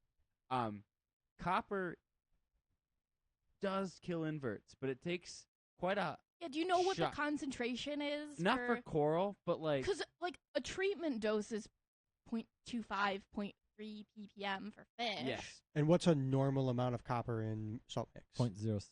yeah, Sometimes people who don't know run a Yeah. copper test and see anything above 0. Right. Yeah. And actually, for like ocean, it can be like coral reefs. It can be anywhere between 0.11 and 0.06. Like Interesting. so, our mixes run low actually. Typically, they Yeah. run around 0.04. So Probably partially because of how scary it looks Yeah. to reef keepers. So if you had, it's like you would have to do a really so let's say it's a therapeutic level copper, Mhm. you do a 40% water change, you're maybe sitting at 0.14. Yeah. And that's high. Maybe. But That, yeah. that's not killing stuff, right? Right. Like, but not like that anyway. not like that. But if that water has a really bad RDI membrane that's putting all kinds of crap into that water, Mhm. that's gonna do stuff. Yeah, I'm more curious what ammonia, nitrate, phosphate are. Yeah. Sure. Salinity, Salinity, yeah. right? Maybe We've had maybe it was a perfect storm of a lot of bad parameters. Yes. Yeah. We've had it happen. I have had it happen in my last 20 years of working in retail that somebody mixed up salt wrong and it got sold. We had salt go out at a concentration of 1.035. We've had salt go out at a concentration of 1.011. Not in a very long time, by the way. Don't be afraid. Watercolors, we pay way more attention to it now. Mhm. But back in the day, that definitely happened. So one of those things could be a possibility. But even at a 40% water change, Yeah. I got to believe there's something else going on. Sure. Something too I want to stress too while we're early on. If you have a good LFS and they sold you bad water, they want to know about it. Yeah. Mhm. Like if somebody calls me, like I said, it's never happened, at least since I've been here. Where if I sold somebody, I accidentally filled up somebody's jug of salt water with RO water by Yeah. mistake, or I mix a label up. Shoot me a call if you notice Yeah, something's wrong, please. Yes. I want to know. I want to make sure that I don't set the store itself up for Yeah. for failure or Yeah. anybody else. And my response will be like, "Oh, geez, let me go look." And Yeah. it's if I test fine, I'm like, check the other bucket. Like, Then I would also say, what did you test the copper with? If you did it with a CChem copper test, you don't know what your copper level is. no, Sorry, CChem. I love you guys. Not that one. even sulfur. Yeah. Any like color-based Right. copper test, I think. Yep. The Hannah checkers. So that would be Most of such the a time are good. catastrophic contamination at all levels of that.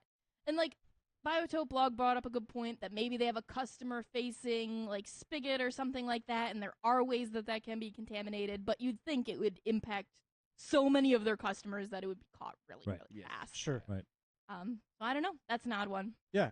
Second question from this same listener. So he asks, what would be a good mental health tank? I know a few people who see their mental health struggles as a barrier to the hobby. I'd like to be able to make an approachable suggestion. I have my own mental health issues, and this hobby has always been a net positive for me. I know how to describe this tank, but I don't know what it might be. It would need to be resilient for days, if you have bad days and sometimes you slack on maintenance. Intricate, so when you have a lot of energy, you can really pour that into your tank. And peaceful. He says a lot of times the scariest place on earth is the 5 inches between your own ears. Should be able to put my head in front of the tank and find peace. A slow growth planted tank to me is the peak of Yeah. that. Yeah. You can step aside. I mean, I Mhm. leave my tank sometimes for a month or two, and it's fine. A pair of fish that breeds easily, Mhm. like A Eep. pair of cribs. cribs. Even like I was like maybe even like guppies, like a live bear that Though like I have had a couple of anxious people had to have to trade their guppies back because they were too stressful. yes, Like, But- because they're chasey fish. yeah. I Well- think you nailed it with your first instinct, Amy. Yeah. But I love the idea of a pair that breathes. Because that's just Yeah. like like I don't know, like a pair of like cribs is a great one actually. Because a pair of cribs can kind of Mm-hmm. sit in the back burner, not breed for months, and then you decide that oh yeah, this month I'm gonna get them to spawn. Mm-hmm. Do a couple water changes, feed them heavy, and they'll do it. Like But like only you know what's gonna trigger you. yeah, Like if it's oh my god, there's all these babies in this tank and I have to raise them all. and if they die, I'm going to feel personally responsible and that's going to Yeah. make me feel bad, then that's not the tank for you. Maybe Yeah. it's just, you're one betta, but if you're concerned about health issues, then maybe that's not the fish. So it's really just about whittling down to what Yeah. you can keep. Sure. And maybe to me, it's a slow growth, low tech shrimp tank. Yeah. Like that's a water really good quality is idea. not an issue. They're gonna breed. Those babies are mostly gonna survive. But if they don't, you're probably not even gonna know. I like And that because the urge to do maintenance is low. There's not you a don't lot even of always input, have to feed. You know. Yeah. but you can sit down and see new babies. Mm-hmm. And And it's get that always satisfaction. active, and things are everywhere, but they're not fighting. My other one is almost the same vein, but like a soft coral reef with a pair of clowns. Yeah. Slightly oversize it. So chill. Like a 40 breeder with a pair of Ocellaris is going to be a tank. With a pulsing Xenia is going to be a tank you could sit and watch. Yeah. But could go 6 months without a water change. It'd do better if it had Mhm. more frequent maintenance, but Saltwater is stressful when you bite off more than you can chew. Keep Mhm. it Mhm. keep any tank you do solidly understocked, and stress goes way down. True. but that's mine. Yeah. I think that's valid. I'm with the slow grow plants and a school of one of the easier, hardier Danios or tetras or barbs. Harlequin resboras. Yeah. That's like a great. They're decent size. They never fight. They don't even really chase. Yeah. would That's say- probably my version of that. Yeah. Probably more than 5 times less than 10. I've had a customer come in and sheepishly admit to me that they let their tanks get away from them, evaporate. Yeah. Right. Where life got really hard and something came up. It's hard to find something that can tolerate that. Yeah, but establish your priorities. Water in the tank, that Yep. might be, you can't let that happen. You can tell yourself, oh, I really should do a water change instead of a top off, but the top off is essential. The water change is better. You gotta give yourself the Sure. I can't slack on this, and the what, I can let this go. And I know this is investing a lot more, but there are things you could purchase a piece of equipment as help, right? I have an auto feeder on my tank. Auto feeder, I'm not gonna get to it to feed it every ATOs, day. a Neptune system, put it on your freshwater tank. Just Yeah. be like, hey, you've got to do something, and that reminder could be enough, right? Right. Mhm. That's you're putting a lot into that tank. But if it's something that you find joy in, then Yeah. Even some of the Sentia dosing pumps Yeah, can, sure. can take that to a new, yeah, another level. yeah, just I really think so too. some assistance. Yeah. We've got automation now. Mhm. Maybe it doesn't all need to go to trying to do crazy stuff. It could just be Yeah. making your everyday maintenance a little easier. Right. So Yeah. I appreciated that question. I'm glad Yeah. he sent it. That's a good Mhm. one. Ready to move on? Yeah. Yeah. Next is a question from Skylar, and they ask, we've all heard not to overfeed their tank because it can mess with water chemistry and kill your fish. But if water chemistry and waste isn't a consideration, can fish die from overeating? oh yeah, Yeah. I have a 100-gallon tub that has become a Daphnia culture, and I'm considering dropping some fry in there. Could they eat themselves to death? Fry? I don't No. think so. Daphnia also live food unlikely. Your Daphnia is 3% protein, and most of it's chitin.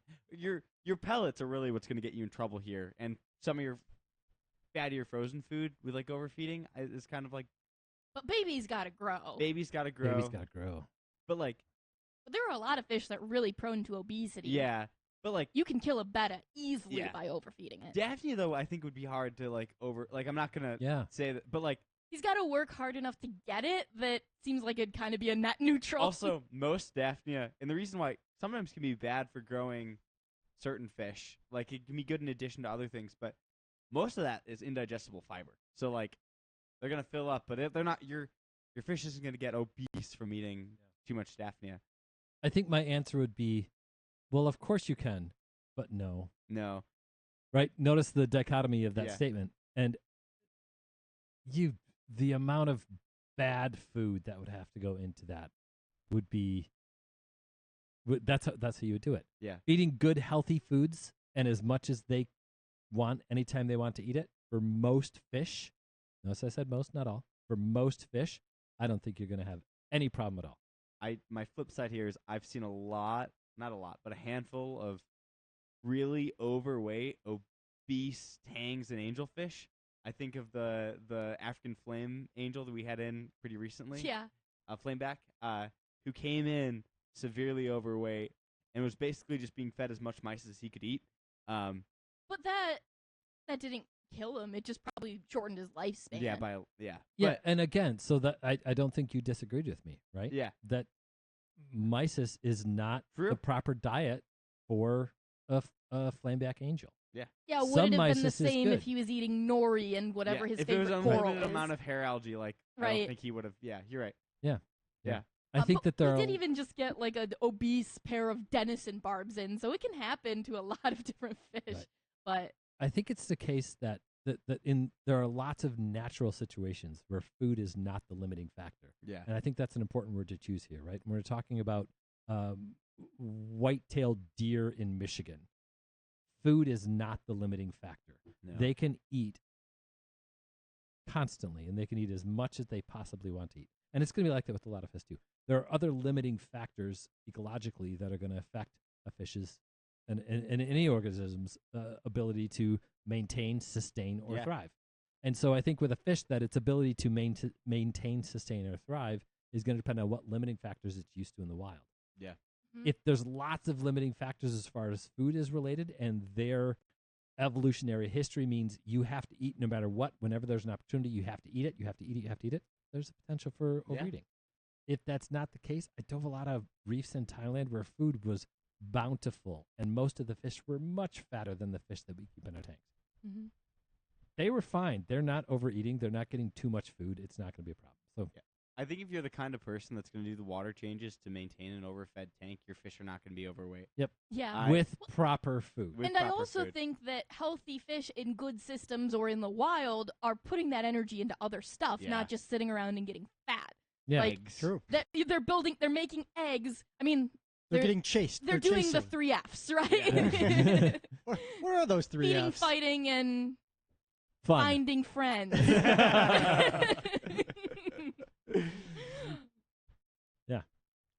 All right. That was good. That was Yep, what I I was liked it. expecting. Next, we have a question from Lloyd, and he asks, over the decades, I've heard of various foods and supplements that were meant to help marine fish maintain their color, from paprika in the really old days to garlic to professional products such as Vitachem or Celcon. Have there been any independent tests that show that this stuff works, or are they all snake oil?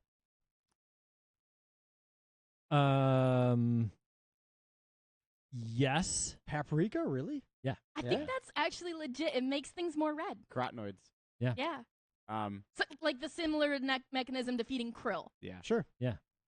I think most of these products aren't snake oil. And I've talked to Charles a bunch about this. Mhm. Healthy fish have better color. Yeah. Yes. So like Celcon doesn't improve color in fish by like it's not giving them a coloring agent, but it's ensuring that whatever you're feeding your fish has all of the macro and micronutrients that those fish could potentially need. What is it? Do you know? It's a vitamin supplement, yeah. and I'm not even sure what all vitamins are in it. Yeah. I mean, like I think about the dart frogs I keep, and Yeah. I offer them supplements with everything I offer. Like Yeah. I use Celcon actually at home pretty frequently. Mhm.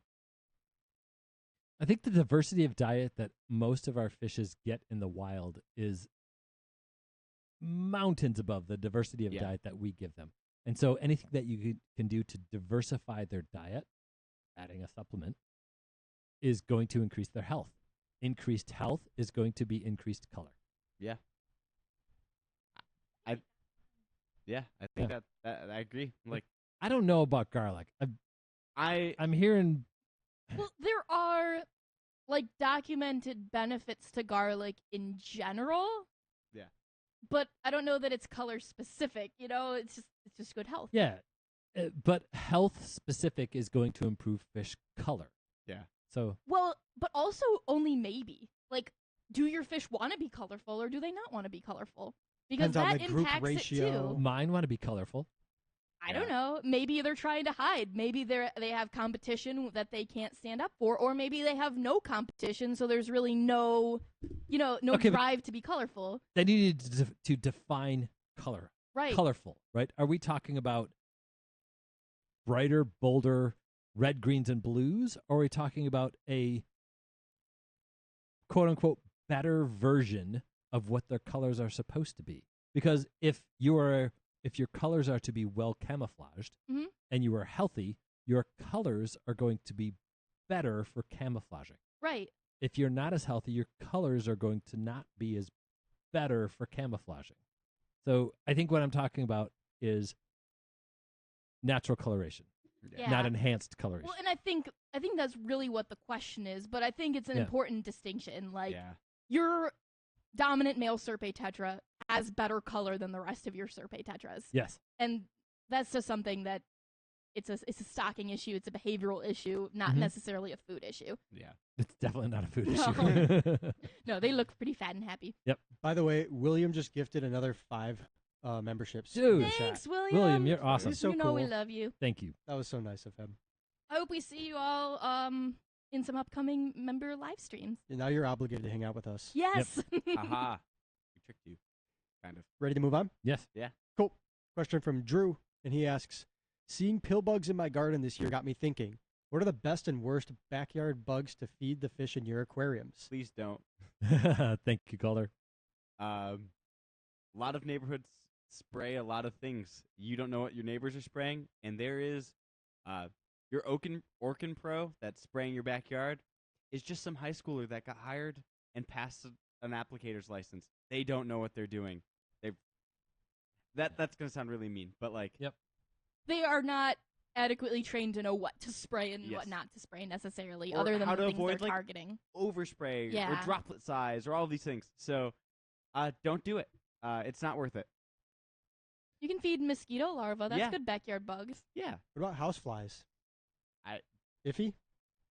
Think of all the surfaces you have in your home. The house How many of them have Windex on or them? chemicals or whatever. Mm. And I do think to some extent it's probably going to be fine, but it's not worth that risk. Yeah. I I think you brought up the great point with mosquito larvae. Yeah. Right? Mosquito larva is a fantastic fish food, and fish thrive on it. Make sure you empty the mosquito larva things on a regular basis so that you avoid their hatching. I don't know what the gestation period for a mosquito larva is. depends. Like It's- Egypti is like I want to say like 8 days. Okay. So, So that means you have to make sure you feed your mosquito larva every 6 days.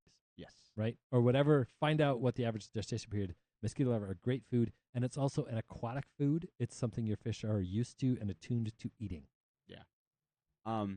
If you want bugs to feed your fish, culture some bugs to feed your fish. There you go. It's easy enough, and then you know everything about that bug.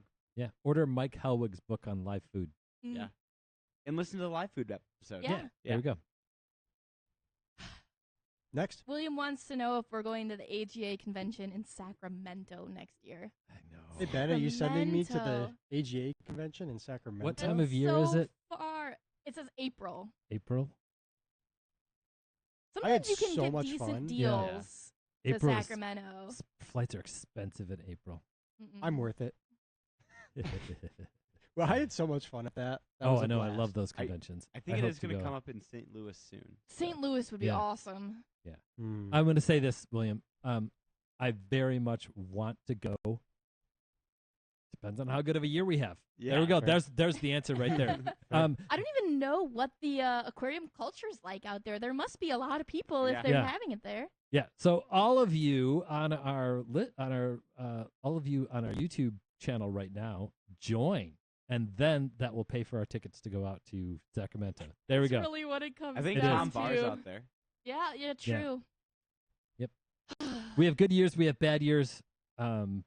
We had a great No, year, but and Amy and I were. $5,000 for flights. I don't know. Yeah, exactly. Sponsor us. If y'all pay for it, I will be wherever you send me. Exactly.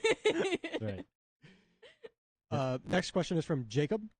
This is the Jacob, by the way, that we sent a conditioned carpet anemone out to. Oh, excellent. Awesome. yes. Yeah. And he also gave us an update that his saddleback spawned in that Cool. tank. Yeah. That's super Glad to hear cool. that. I love So that. beautiful. He has a big dream. He's looking at getting a 6-foot tank. Cool. He says, do you have any advice on handling a tank that big? It seems like you'd have to have a person on each corner at least, but doesn't that cause issues when going through doors and up and down stairs? Yes. The suction cups.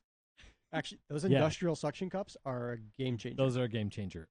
Yeah, moving a big glass tank is scary, dangerous, and problematic. Yeah. Find ways to slide it up and down stairs. Use furniture dollies and carts.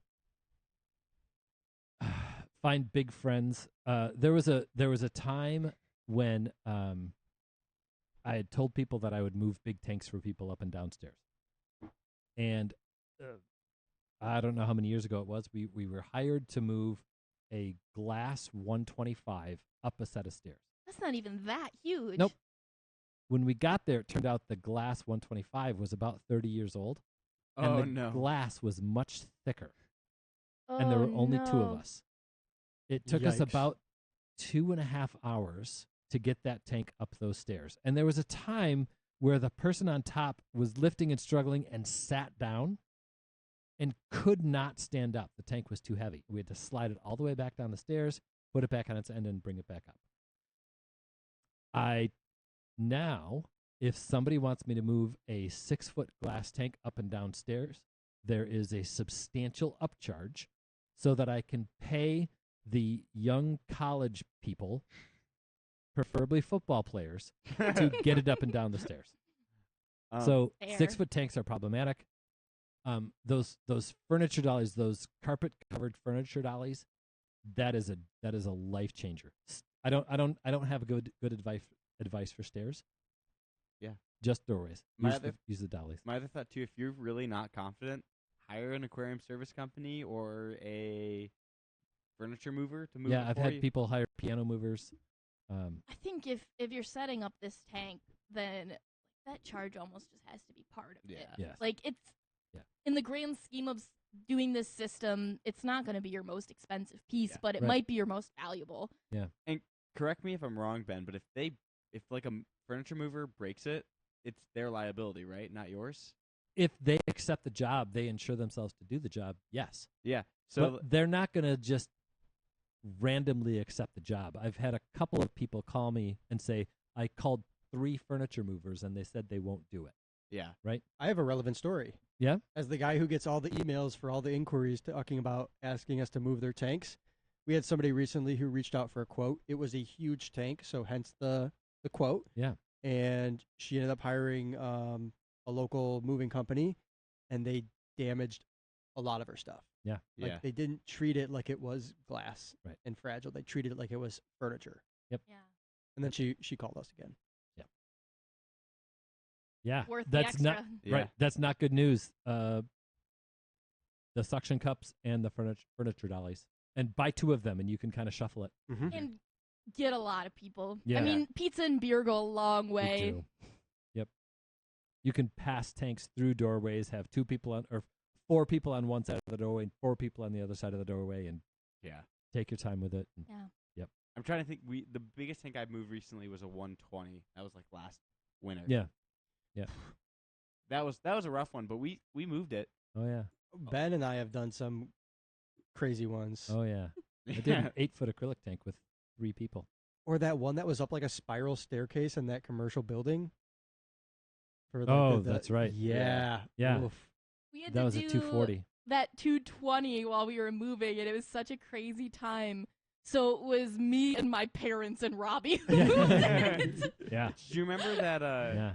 That one we took out of the basement out by the lakeshore, where it was you, me, Robbie, and Devin, and like we had to haul that thing up the hill, and it was the rimless tank, so the glass was super thick. I was there. That was me. Yeah, it was you. Yeah. Okay, I don't think Yeah. I was there. I think it made Yeah. you guys do it without me. that was I'm It was smart it that was way. like a muddy hill. yeah, that on was the the lake worst shore. tank move I've ever done.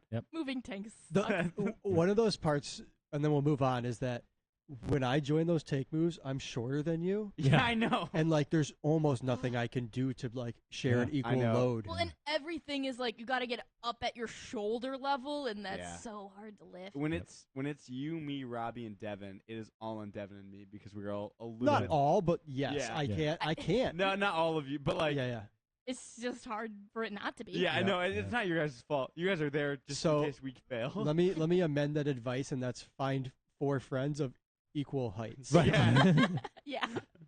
Otherwise, you're Or just a 8 friend who's got friends. like your hand underneath it, who's doing nothing. Yeah. I would say find friends Emotional that are support. taller than you. Ooh. Yeah.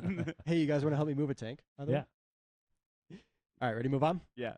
Next, we have a couple questions from Gus. And he asks, in one of our episodes, you gave a list of fish that do well in straight RO water. Yeah. Among them, you listed the cardinal tetra. Would discus work in that same category? Yes. Yes. Yeah. I just had this question Monday where somebody asked me, like, how is it possible that fish could survive in pure RO water? Because they can. I know. Because they come from ecosystems where the water is closer to pure. That's what RO Exactly. water is, right? Exactly. They come That from. simple, yeah? There's very little that dissolves in water where these fish come from. How do mosquito larvae live in rainwater? Yeah, Right. exactly. Like, once you learn a little bit about, like, just a tiny bit about fish physiology, it blows your mind. And then you kind of learn a little bit more, and it Yeah. kind of makes sense. Yeah. The second question from Gus is, how would you do a green terror tank properly? Ooh. I've thought a lot about this. Sweet. Really? Yeah. So there's a biotope in my mind for these guys because they come from the Pacific slope of the Andes. Oh yeah. Big tank. I'd do probably at least a 4-foot tank, but ideally like a 6-foot tank. Yeah. I would do. I'd love to see him in a 120. Yeah. Keep going. Big flow with like gyre pumps, one direction, or even better, create like a weir, like it's just like an Like a infinite- continuous flow? Yep, continuous flow, and then big round boulders smoothed out by the Andes, clean white sand, pear, and then if you can find some of the native kerosene to that region, awesome addition. But honestly, the pear would just be perfect in there. What would you do that would be big enough? Buenos Aires tetras are going to be really Ooh. similar. Yeah. That's a whole group of tetras that like they all have like a super similar look. They're found that group is found from like southern Mexico all the way down to northern Yeah. Argentina. They're all different species, but they've got like It'll this be a- look. My other thought would be like some like and then if you wanted a pleco in there, the rubber lip plecos are going to be close enough to what you could find. The problem here is it's kind of crazy that green terrors are as available as they are. That's a hard region of the world to get fish. So if they're not easily bred like green terrors, they're probably not around. So that's kind of the kicker there. More But- you're just simulating the biotope Yeah. at that point. But I would do you don't even need the other fish. A well-grown pair of green terrors and a They're 125 amazing. will fill that tank. And The simplicity is only going to add to it in this case, Yeah. I think. I'm thinking like black backgrounds, shimmery lights, a couple Mhm. pestles over top. Will they eat plants directly? I wonder if you could pull off some potted swords. Maybe, but there's really no plants I in don't this think I biotope. would. And honestly, I think plants would take away from the look. Yeah. I'm Hard thinking for me to give it up. big boulders. Yeah. So if you're doing Cool. big boulders in there, I do egg crate underneath just Yep. because the cichlids are Right. cichlids. A single Mhm. Kessel A80 at an angle. Yeah. Get that Mhm. shimmer in there. Yeah. So They're up there with like one of the most mistreated fish. Yeah. They get thrown into so many tanks they shouldn't be. They're super adaptable. yeah, they are aggressive, Yeah. but they're like kind of like Oscars where they don't really have the like weaponry to do anything. It So, just seems like half the time you're not seeing anybody really like glorify them. They're chucked in a tank with an Oscar Yeah. and a jaguar cichlid or Right. something. if you really want some good habitat photos of these guys, Below Water, Oliver Lucanis has a really great Oh, cool. video. It's pretty old, but it's worth the look.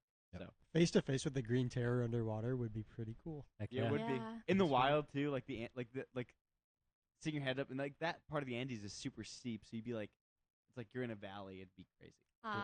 Wild cichlids are so special. All right, how we doing on time? We are at about 1:43 right now, so probably time to wind down. But I think we have time for another one. Or One, maybe two more. Yeah. Yeah, I think this next one or is it's a little after 9. We usually try to wrap up by 9:30 at Yep. the latest. this next one is a two-parter from Christopher, who I mentioned earlier. Oh, yeah. Yay. This is a good one to end on, I think. He always has great questions. Yeah, he does. He asks, do you ever try to recreate the rhythms of moon and seasons in your aquariums? Aren't there several biological phenomena, including breeding, that coincide with moon cycles? Yeah. Yeah, reef Yeah. tanks. The AI and Ecotech lights have sequences for moonlight. Mm-hmm. Just duration of... Yeah. Yeah? Yeah, where it'll give you like a specific like like they it's supposed to simulate the actual like new moon, like Yeah. the whole lunar cycle Neat. in like the way that the light shifts Yeah. over time. I know- It's hard to describe yeah. it. I really Le- don't. I've length never of used days and Le- stuff. So the equator, the day lengths are going to be remarkably similar, but it's more like how bright it is at night for the moon. it. Right, Mhm. like whether the moon is full or not. So I know Rich Ross, he's spawning. He's on F3 generation Acropora millipora. He's spawned in aquariums, and he basically does this, but he has it in a blacked out room, so that way the coral don't interfere. But he's kind of convinced that if you don't need to actually do that. You need to mimic that lunar cycle. So yeah, that'd be really cool. I kind of do a similar thing with my fish, where at the winter time it gets cooler and they don't spawn, and I feed less. I think it's fairly common to do some sort of rainy season, dry Yeah. season simulation for breeding. Yeah. But I haven't heard too much about people messing around with lunar cycles. No, and it honestly, for most freshwater fish and most marine fish that you're trying to spawn, those lunar cycles don't matter. They seem to spawn regardless, as long as the light's consistent. That being said, I'm saying this out loud. When I was breeding Lipomis, like the native sunfish, they would spawn once the light went over 12 hours, then they would spawn. But if the light was Right. 10 hours, they would never spawn. Mhm. But the thing to keep in mind is where we're at far away from the equator, because we're almost equal distance from the equator to the North Pole, Mhm. our day length changes drastically through the year. Mm-hmm. The equator, where most of our fish come from, or near the equator, doesn't. So, Pretty much 12 on, 12 off. yeah. So, Or exactly 12 on, Yeah, 12, 12 off off. at the equator. yeah. So, And I don't know, like, how well you'd even be able to document and prove whether, like, whatever lighting effects you're doing are Yeah. actually affecting what. yeah. The only one would be coral spawning, and I could, Yeah, coral spawning happens on the full moon yeah. For- Mm. so many species. And it lines up with Yeah. when the corals spawn, and yeah. So, I could be misremembering this, and we can cut this if I'm totally misremembering this, Yeah. but I thought there was like a Coral Mag article about a coral that was spawned using like a pressure chamber. yeah. Do you remember talking about? Mm. Do you remember this at all? Yeah, it was, what's the lab? Did they spawn Ganipora? I don't remember. Yeah. Or I don't Um, was it the elegance one? No. But it No. was to replicate like There was an moon- article about that. Yeah, they were trying to do tide replication. Yeah, okay. But I think at this point, Sort of like the pressure of higher water instead of the yeah, pressure I don't of lower fully water. know why they were doing it. I'll have to I dig up guess the high article. tide is heavier than. Yeah, I'll have to dig up the article. But like, I think more those corals are spawned by just light duration, and that seems to be the more straightforward way to get them to spawn. That being said, we haven't spawned most corals, Right. so We meaning collectively as a species, yeah. not us here at Watercolors. Yeah. Right? People have not spawned most corals. Yeah, listen, we've only Yeah. spawned here at Watercolors Fimbriphilia and Pelissipora. So Right. So I don't know that anybody really knows for sure on that level. yeah, but So it's try it. It is definitely the case, and I think maybe this is a definitive answer on this, right? Messing with environmental factors has effects on spawning organisms. yeah. Sometimes it's pressure, sometimes it's rain, sometimes it's light, sometimes it's moonlight, sometimes it's current, Sometimes it's sometimes temperature. it's temperature, sometimes it's pH, sometimes it's hardness. But there are creatures that you can identify that are affected by every one of those factors and others. And like me as an aquarist, I'm definitely trying, if I can provide some seasonal change in my fish or my organisms, I try to provide it. So There we go. I think we made that answer generic enough to be Yeah. accurate. Yeah, exactly. I think this is the last question for the night. Yeah. All right. Yeah, sounds Yeah. good. A second question from Christopher, and he asks, big question: what do you expect for the future of this hobby within 5 or 10 years? He suggests, will killifish regain life with new generations? Are smaller or larger aquariums on the rise? Will wild-caught or U.S. bred or Singapore import fish prevail? Any like trends that you guys suspect you can? The foresee? killifish, I think that is happening. I I think so somewhat. too. I hope Yeah. so. I don't think people will start getting big aquariums again until No. glass prices go down, and I don't know that we can expect that. at I all. think with my generation too, being like probably the next like up and coming into that like wealth bracket, I don't see big aquariums following that. Just housing and stuff. Yeah, like Mhm. it might even just be tied to home ownership. Because I can't have a tank larger than 40 gallons in my apartment. So Yeah. I mean, I'm not going to have a tank. And so maybe this would be an interesting way to address that, right? You can't have a tank larger than 40 gallons. Yeah. You're amongst a generation of people that is struggling with the fact that they can't have a tank larger than 40 gallons. At some point, the housing market is going to shift where you or members of your generation will be able to get a bigger tank. Is that going to cause a surge? Now I can, boosh. Right? As Is that gonna cause a generations get surge? smaller, more Exactly. people are going to be buying houses. Yeah. Yeah. See, I don't know. Like, I mean, and I might even be going against the data here, but my suspicion is that aquariums are going to continue to become more mainstream. I think that's what we've been seeing. I agree. I think we're going to continue to see that. I actually think overall it's gotten cheaper to do just as more has become available. Especially if you're sticking to like sub 20 gallons. Yeah. I think it's more accessible now than ever, and I think more people have an interest now than ever.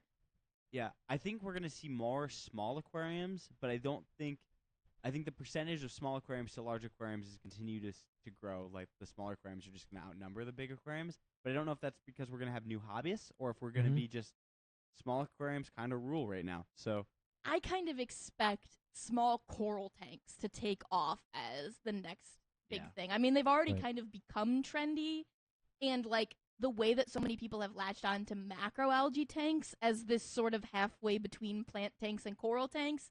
I think the people who want to do that will start to realize that corals aren't actually harder than macroalgaes, and we'll see more, 3 to 10 gallon coral tanks come out. And the thing is, I don't think there's the like chase for big fish. Like, I feel like your Do you generation. think the monster fish thing is tapering off? No. Like, sorry, I In meant more saltwater, it is. Yeah. In freshwater, the monster thing is still but substantial. I feel like your generation of hobbyists, Ben, for like corals were more difficult and Fowler tanks were like a staple. So like there's more nostalgia for like emperor angels and those big fish. An angelfish, a saltwater angelfish, to me is still to this day considered that is the coolest fish. Yeah. And like I feel that way. So like the second I get a house that I can put a big reef tank in, I'm gonna put a big reef tank in it. But I think most of the people I know who are like my age and hobbyists, they care a lot more about those corals than they do about that. So like the demand And if they can have a pair of clownfish, they're just over the moon. Yeah. So the demand for that like big tank to house the big fish isn't there. So then it's like the big tank to house a bunch of coral or smaller tanks to house a bunch of coral. Because if we're being honest, big mixed reefs are a lot harder than a bunch of little nanos that have different parameters for different kinds of coral. So, like, Or at least they can be. They can be. In my, I think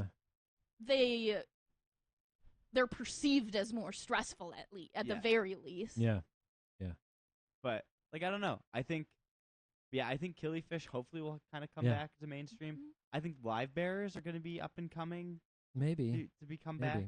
What I wonder is is killifish the thing that's going to replace bettas? Because everyone I've talked to lately is so fatigued about keeping bettas. They all have a sick one, and they don't want to get another one. So that's the big, like, I don't know what's going to move into that gap. I don't know if it's just shrimp tanks, microfish.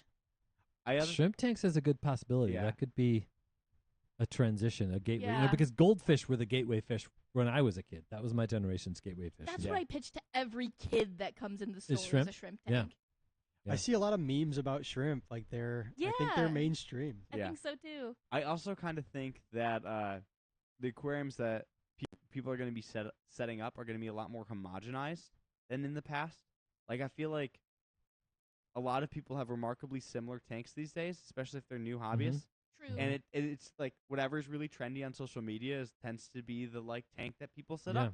And we've seen that with the chili rasbora and ember tetra trends. And CPDs. Everyone's got a tank with one of those 3 fish in it, usually with shrimp, with a ton of plants. And I think like the big thing for me that shows that is we get both Danioerythromicron and Danium and the CPDs in at the same time. And or any other Boraris species. Yeah, and we will sell out of the CPDs. Yeah, oh yeah. For double the price. Mm-hmm. In 50 to 1. Yeah. So that's an interesting trend that we're seeing is people are willing to pay for expensive freshwater fish. Yeah, There's a that's true. resurgence, or a surgence, not a resurgence, in rare tetras, right? In Yeah. $30-$40 tetras, and people aren't afraid to come in and buy 6 to 10 of those tetras. Yeah. That's Mhm. something that we're starting to see. As far as availability of fish, the laws. Do we want to end on that? I just do. It's the big question It mark, is. right? Yeah. That I don't even know. It's hard to even predict. Yeah, the way that laws are changing and the way that perception is being affected, with the pillaging of the planet, and people perceiving that the aquarium industry is doing that, and some places it is. Most of the time, that is just totally a gross over exaggeration. But that perception is really what's going to matter there, and so there's where the Singapore fish might become, what is in the hobby now might be it. If we can't at some point, wild collection is going to become So something rarer. So I talked to a lot of I spent like this weekend talking to hobbyists. Not that I already don't do that when I work here, but like I kind of talking to a lot of people. I know a lot of people who have gotten out of the saltwater side of the hobby, right? And they cite collection. And if I'm being honest, like I can understand it. I get it. And like cyanide, like there's a bunch of bad with that. There's a lot of harmful collection that does happen in saltwater, and it's usually not volume. It's usually like application or like collection method. And I don't see those same people don't feel that way about wild collected freshwater fish. And I think like I get asked a bunch by other college students and stuff about about freshwater fish collection, and that seems to be pretty palatable for the general public. Whereas like most people just assume all freshwater fish or all fish are kept. True. But like they seem to feel differently about saltwater fish, and that I think that's going to be telling for how the legislation works out. So I think in 15 years, for a lot of reasons, saltwater fish wild collection is going to be way down. But I don't see freshwater collection following it, if that makes sense. Like I see them kind of going two different ways. Yep. So either way, I kind of think it's going to be more exciting than it's going to be depressing over the next I agree. few years. I hope you're There's right. some trends that I'm really like happy to see come out and looking forward to seeing how they develop. The trend towards very natural looking aquariums is something that I hope continues. I love the it. Blackwater and biotope stuff, like the whole vibe behind that I'm into. Yeah. Yep.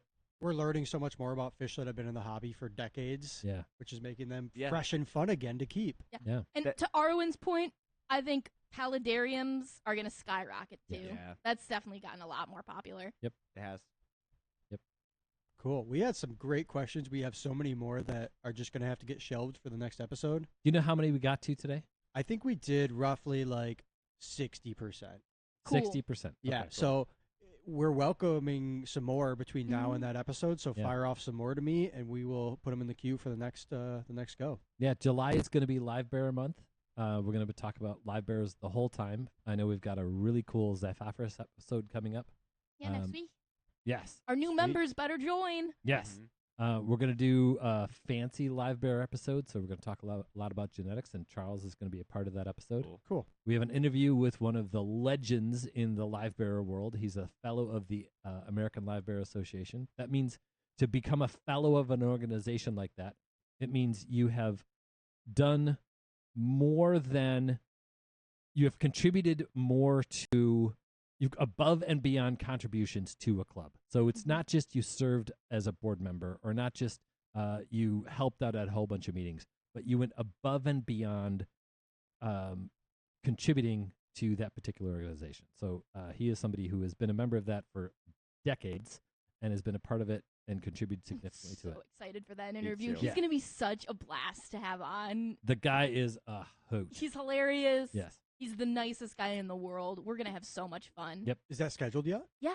Yes. What's the date on that one? It is, I think think it's the- the week after next, right? Or is it the last It's week either of the 2 or month? 3 weeks, but we'll Yeah. get that posted. Yeah, Okay, we'll for get sure. that posted. Cool. Yeah. Yeah, it'll be so fun. I mean, this was already a blast. This is great. I love these episodes. So many good questions, so much good feedback and discussion in the chat. I love all of our listeners. You're the smartest, most entertaining people out there. So I appreciate everyone who dropped in, because this is just fun. It's a blast. I would actually encourage like some wilder questions if you've got them and you've been sitting on them. Yeah, Hit like us. like Yeah. try and throw us off a little bit. I Please think it would be stump fun. us. Yeah. That'd be good. And we get some that we can't answer, but Yeah. not so many that we don't know how to Right. answer. Yeah. Nick, you did a fantastic job. Thank you Yeah, so much for thanks. the extra hard work you did on this. We always appreciate that. No problem. You are a vital part of this, and we love it. It's super fun to join in on these. And I hope we'll see more of you next week's members-only stream. Yeah. Go to watercolors.shop, email podcast@watercolors.shop with your questions. Extra special thanks to all of our listeners out there. Thank you so much for listening. Let's have lots of fun and keep those hands wet. Woohoo. Woo. Woo. Woo. Woo.